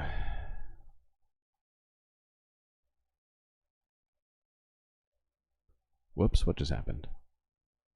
What in the fuck? Israeli forces withdrew from Gaza's largest hospital, Al-Shifa, today, after a 2-week raid that's left most of the medical complex in ruins, with dead bodies on the ground in a wasteland of charred and destroyed buildings. The government media office in Gaza said over 400 Palestinians were killed and over 1,000 homes in the area of Al-Shifa destroyed. Army bulldozers also plowed over a makeshift cemetery in the hospital courtyard. The World Health Organization said at least 21 patients died since the raid began March 18th. Built in 1946, Shifa was once the flagship medical facility in Gaza. Since October, Gaza's health sector has been completely decimated. Only 2 hospitals are minimally functional and 10 partially functional, according to the United Nations. The rest have shut down completely after being shelled, besieged, and raided by Israeli troops or running out of fuel and medicine.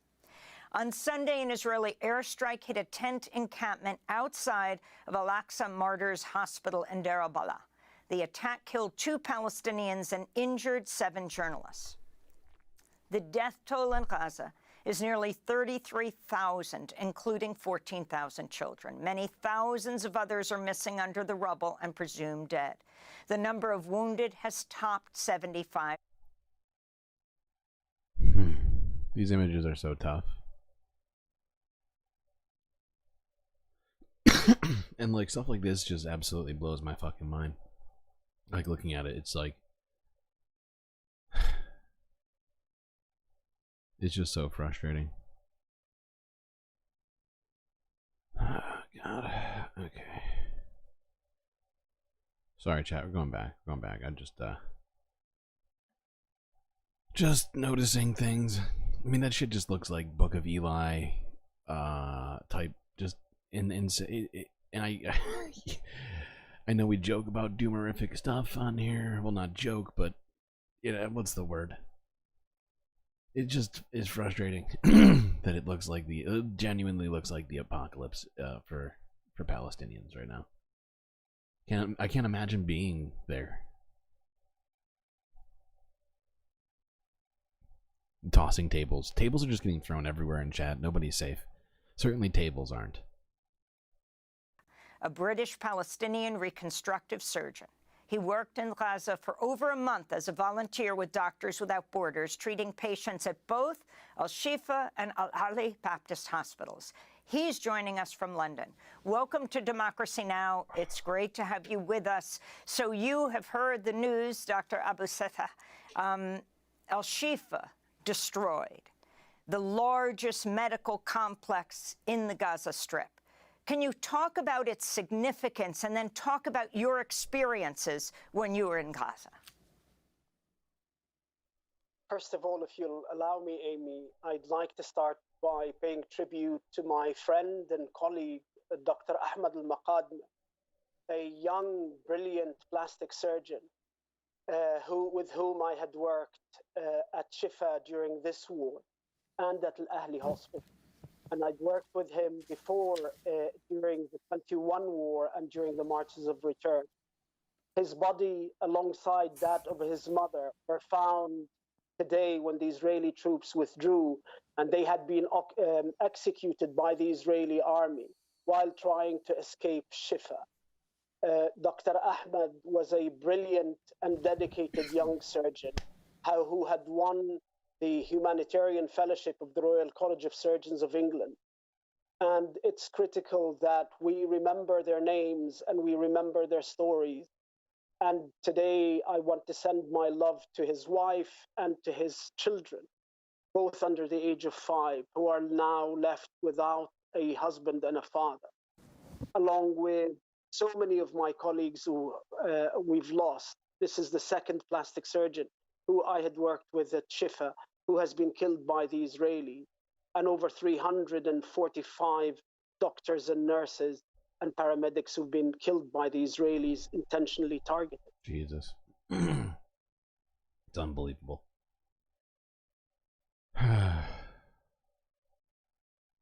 Every day suffering. Every day suffering. Gotta sleep? Well, you get some sleep over there, Bella. Everybody needs sleep.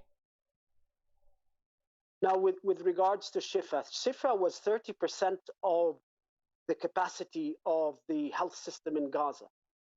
And so the destruction of Shifa, the wanton destruction of Shifa, is a critical component of Israel's plan to genocidally make sure that Gaza becomes an uninhabitable place even after a ceasefire happens.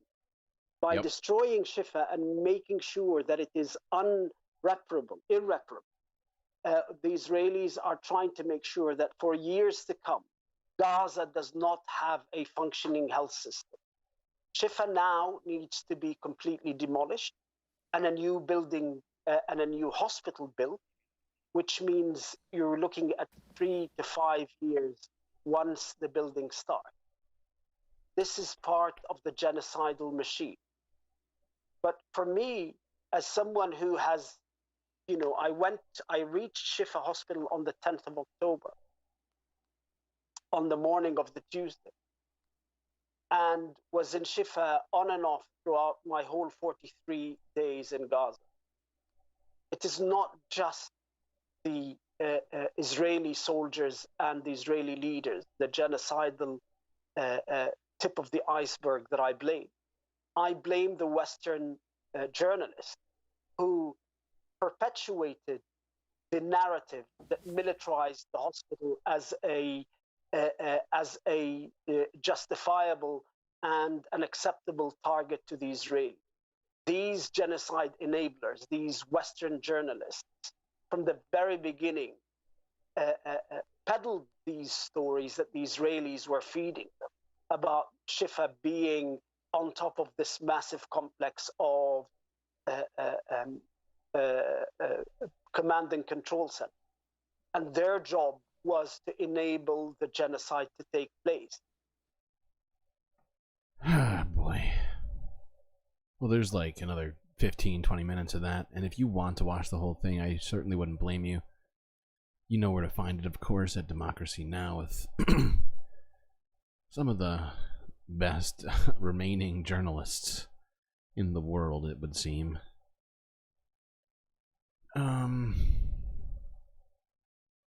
Amy's your goat. I see that. Yeah. Well, to anybody who is going to bed, I hope that you sleep well. Got a couple more videos here for us to go through before the stream is over. It's going to be a slightly shorter stream than usual. Schmegley's here. Okay, I see you. This is good.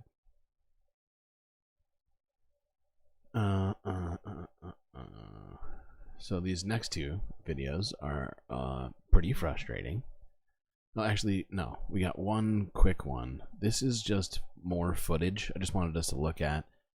This is from 8 hours ago. This is footage from around Al-Shifa Hospital, showing the destruction that Israel has wrought upon it. I'm talking to you from the inside of Al-Shifa complex, where the Israeli forces withdrew after spending more than 2 weeks inside the complex, killing, arresting and detaining patients inside the complex. And after more than 2 weeks, the Israeli forces withdrew from the complex and killed more than 400 people and arrested more than 800 people as the... Killing patients is definitely a war crime. Mental Media Office declared the background facilities are totally destroyed. Also, the medical machines have been destroyed. I mean, doing this whole thing is just one big onion of war crimes, really. The people trying to reach their relatives who have been buried in an inappropriate way during the besieging. The dead bodies were just human remains and skeletons because wild animals had been feeding on them. We took the lifeless bodies to the nearest hospital. It was a hospital we could actually reach, which allowed us to go back and forth quickly. We managed to rescue a few people. Some of them will be taken to Al-Akhli Arab Hospital. Those people who were buried were patients and injured people. The background facilities are totally... Jesus Christ, it just looks like some sort of apocalyptic construction site. There's no roads left. It is just... It is insane that this can continue to go on. And that our government can continue to send them bombs and can continue to support them almost with no red lines or strings attached or, you know, any input given about the situation, and it's mind-boggling. Like, we're always like, not we always, but there's many people who are always complaining about the budget and blah blah blah. And yet, there's no real complaints when we do stuff like that. As long as it's for the military-industrial complex, no complaints from Congress. Okay, these next two videos are annoying. They're both regarding people in the Knesset, mostly.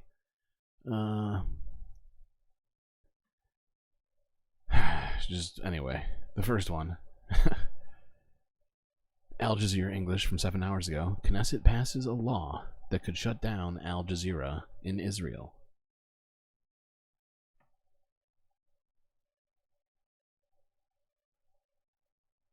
Israel's parliament has passed a law which could allow a potential shutdown of foreign broadcasters in the country, including Al Jazeera.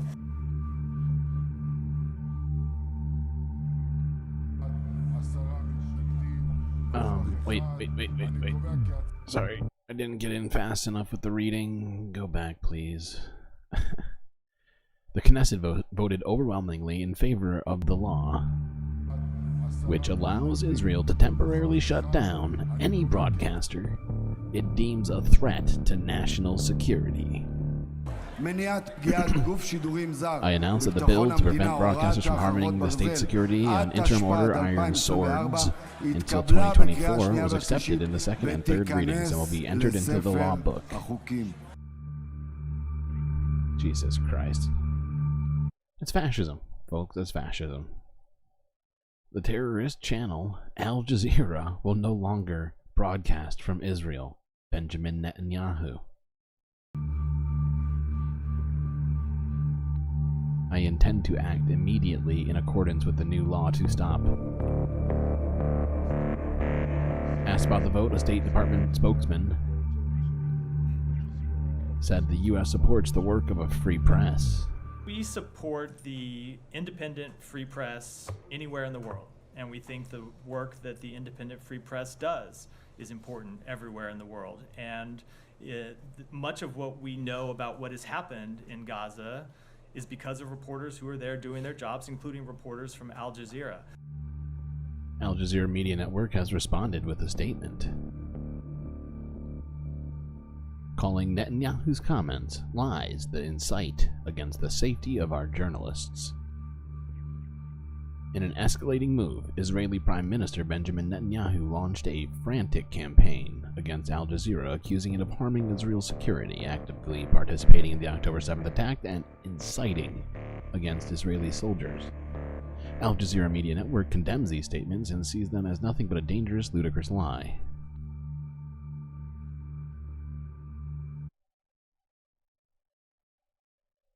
Okay. Last serious video of the night. Just the title of this pissed me off, honestly. And I don't think I even watched the whole thing. But we're going to watch the whole thing. It's only a couple minutes long. This is from Middle East Eye from 9 hours ago, where Israeli Prime Minister Netanyahu was quoted as saying, "We are a few facing many." Dude has such like a messiah complex, I swear to God. של מיליארד מוסלמים שחלק גדול מהם מפעילים ברשתות ובאמצעים אחרים. Hold on. I gotta go back. Turn down this idiot's volume. We stand in front of Wait, what did he say? We stand in front of a global flood of 1 billion Muslims. A big part of them are... Oh, son of a bitch. Stop talking so fast. A big part of them are active on social media or through different means, so we lack some effort. There's nothing to do that is the truth. We are a few facing many. I am committed to bringing back all of our hostages, the women and the men, the civilians and the soldiers, the living and the martyrs. I will not leave anyone behind. With God's will, we will be successful. Together we will fight, and together we will win. You guys have won already. Stop pretending like it's not over yet. The only thing you have to do is just say we're done, and that would end it. At least in my estimation. Sorry, we're gonna keep this. We will go into Rafah and eliminate the Hamas brigades for one very simple reason: there is no win without an invasion of Rafah. There's no win without an invasion of Rafah. Do you hear that?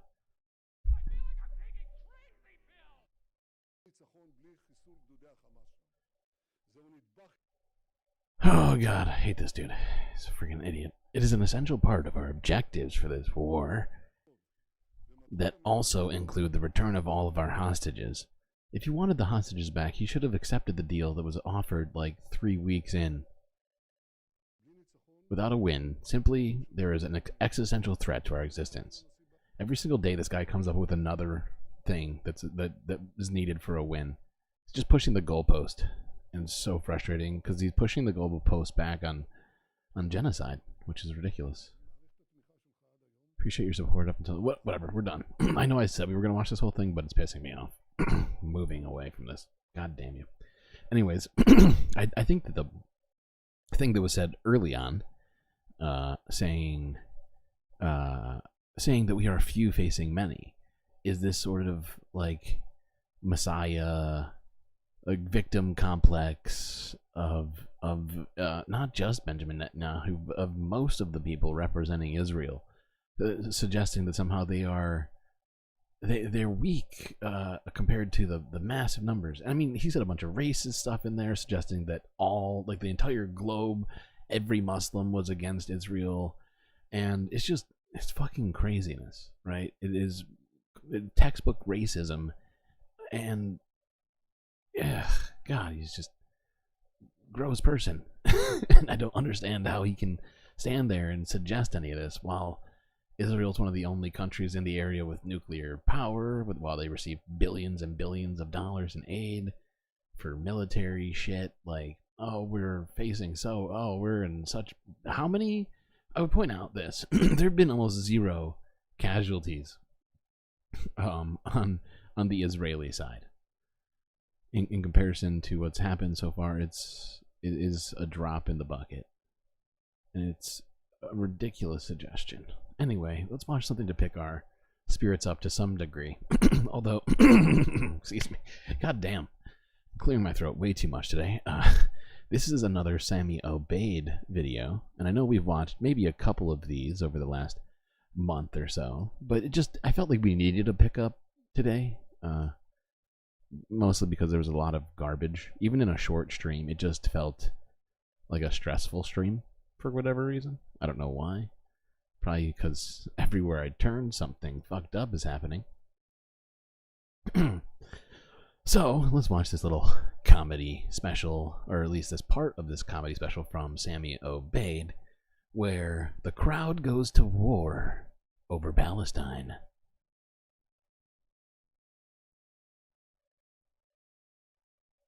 Full screen that bitch.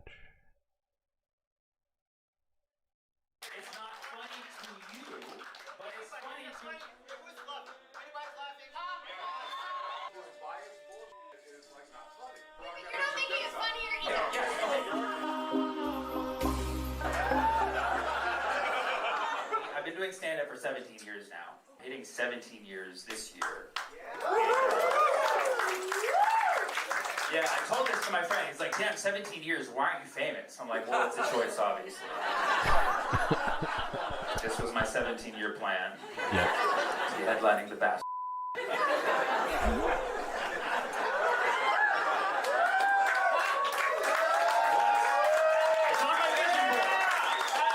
I'll go ahead and cut to the chase. I'm Palestinian American. I'm openly Palestinian. I was closeted for 30 years, and I came out a few years ago with Bella Hadid. I don't know if you guys watch the news at all. This whole political stuff's not working too well. This guy likes it, so I'm gonna keep going. Thank you, brother. Yeah, thank you. Where are you from, by the way? Doesn't matter.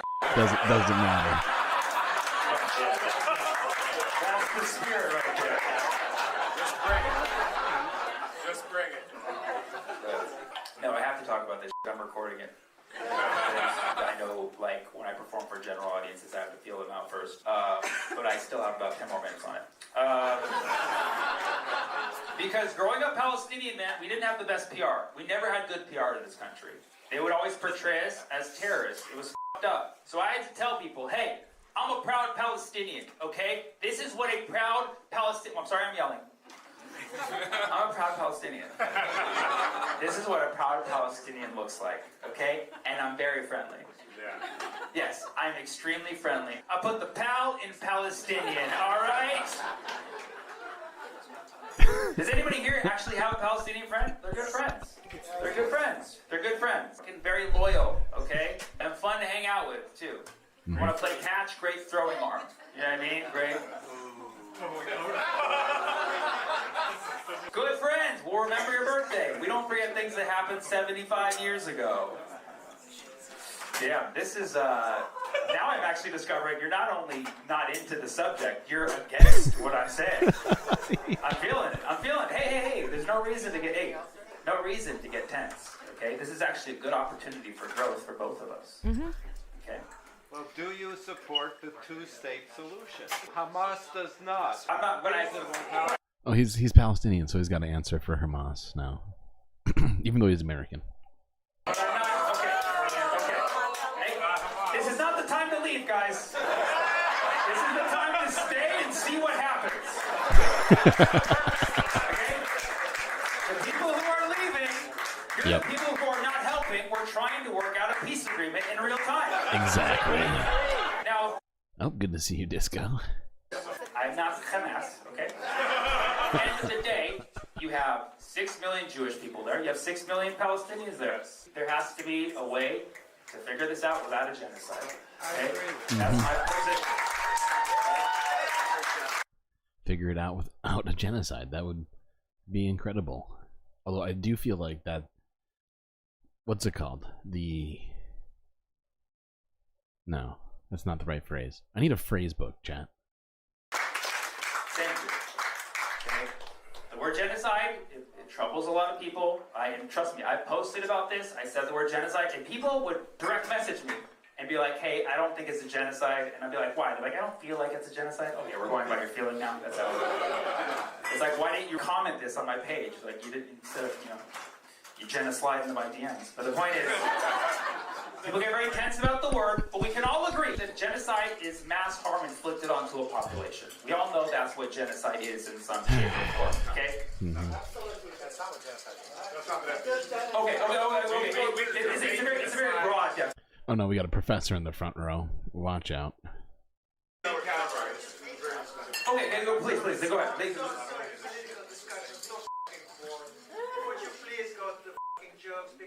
Sex jokes!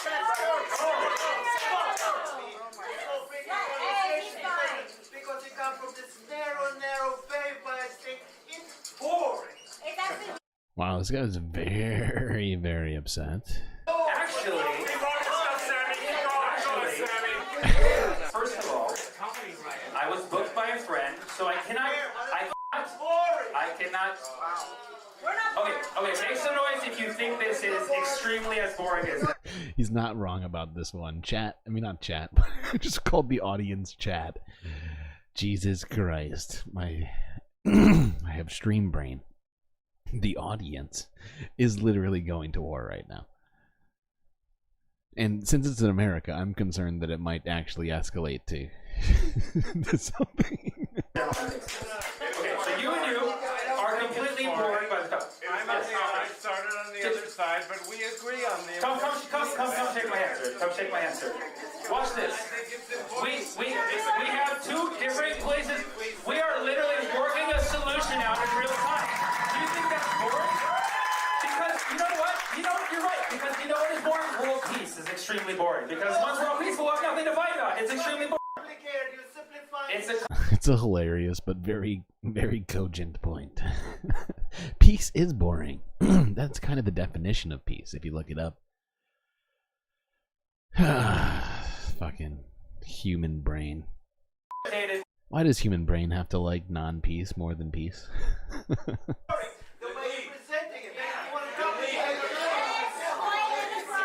Okay, most people do not agree with you in this room, so let's take that as an indicator.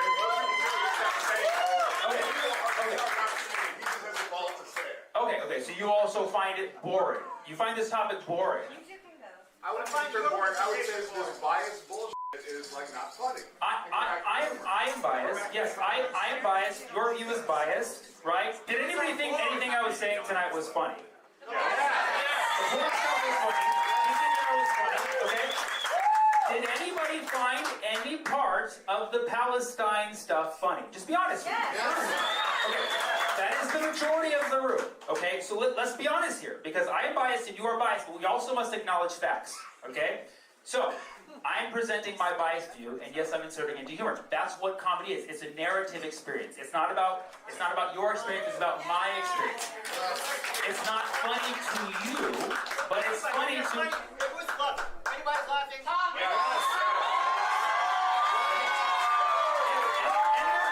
Boom. And in your defense, there's a lot of people who do not find it funny here. I can hear that. If the whole room was laughing, I'd be like, yeah, dude, Palestine's free. Yes. That term itself implies a lack of Israel. No, it doesn't. No, it doesn't. He's been reading Hasbra daily over here or something. This is, and I know you laugh enough for part of my shtick, okay? No, it does not. Absolutely. Wait, you're not making it funnier either. Okay, yes, okay. Damn. Oh, shit. Oh, God.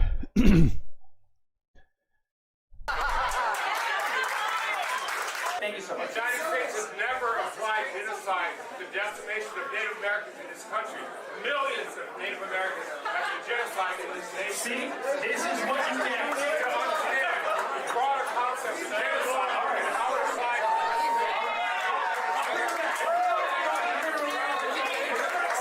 We're good.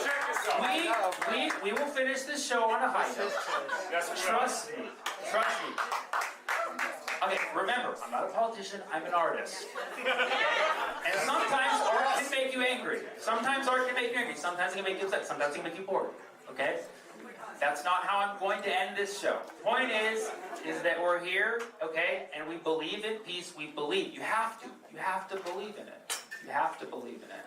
Okay? Colonial powers do not get to define genocide. Okay? Let's start I there. could be doing that. I could be saying that. Okay? Let's dial it back.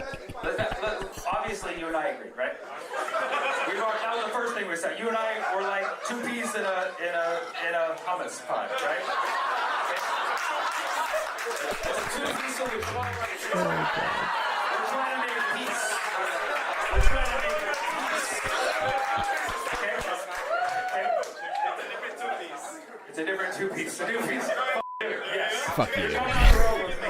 People get upset about. Listen. I have a whole bit how I say Jesus was Palestinian. People get very upset by this. It's a bit that I like doing because it makes people upset. When I know contextually, Jesus was Jewish. He was born in Judea, in Bethlehem, which is currently in Palestine. By the same logic, if someone's born in the United States 2,000 years ago, we call them Native American. By that logic, Jesus, native Palestinian, was ethnically Jewish, born in Judea. Jesus was a Jewish Palestinian. He was the solution to the Middle East in one person. Okay?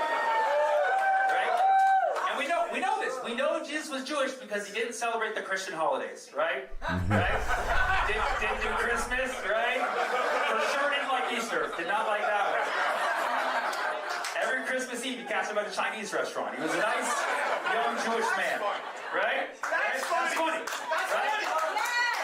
And we know he was Palestinian because he broke out of a cave in a matter of 3 days. That requires a tunnel. We know these things. Okay?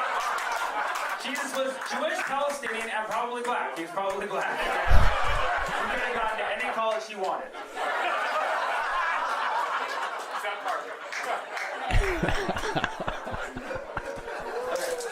Anyways, I have one more to say on the subject. Come to my show. Come to my show for more boring, biased bullshit, which I do extremely well. Okay. Let's bring it back home and talk about the 2024 election. Reunite everybody really quick. Coming up, we got the two best candidates ever in history. And if you're not already subscribed to that guy, you should definitely check him out. Sammy Obeid, O-B-E-I-D, on YouTube. I know he's got other socials, but that's really the only one that I'm subscribed to. Yeah, he probably deserves your support if you thought that was at all funny. And how do you get to a show like that if you're just going to be an idiot? That's a good question. I don't have an answer to that. Facebook does sound like a logical explanation.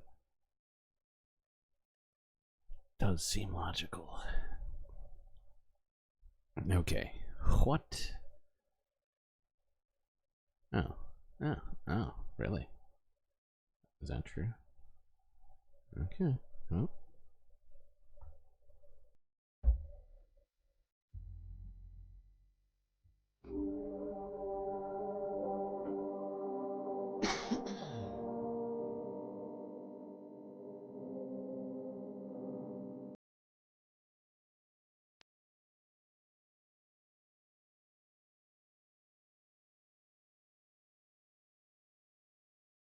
Well, I've had quite the night, and I hope that you have too. Bit of a short stream, but don't you worry, I'll be back. see you next time. You stay classy, Galactic Stream Nation.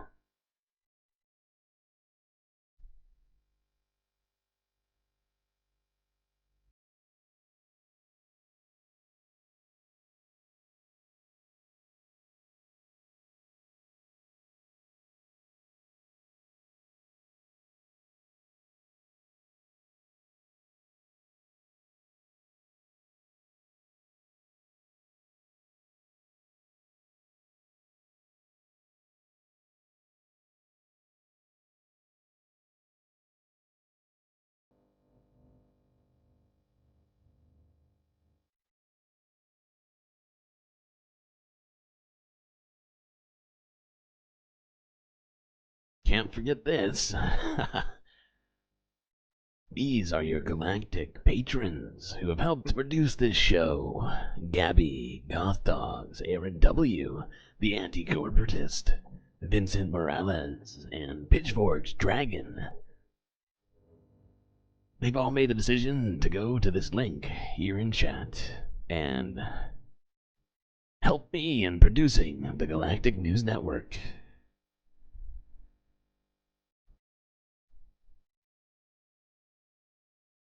Without them, this show would cease to exist. Floating through the galaxy with no purpose. Remember that.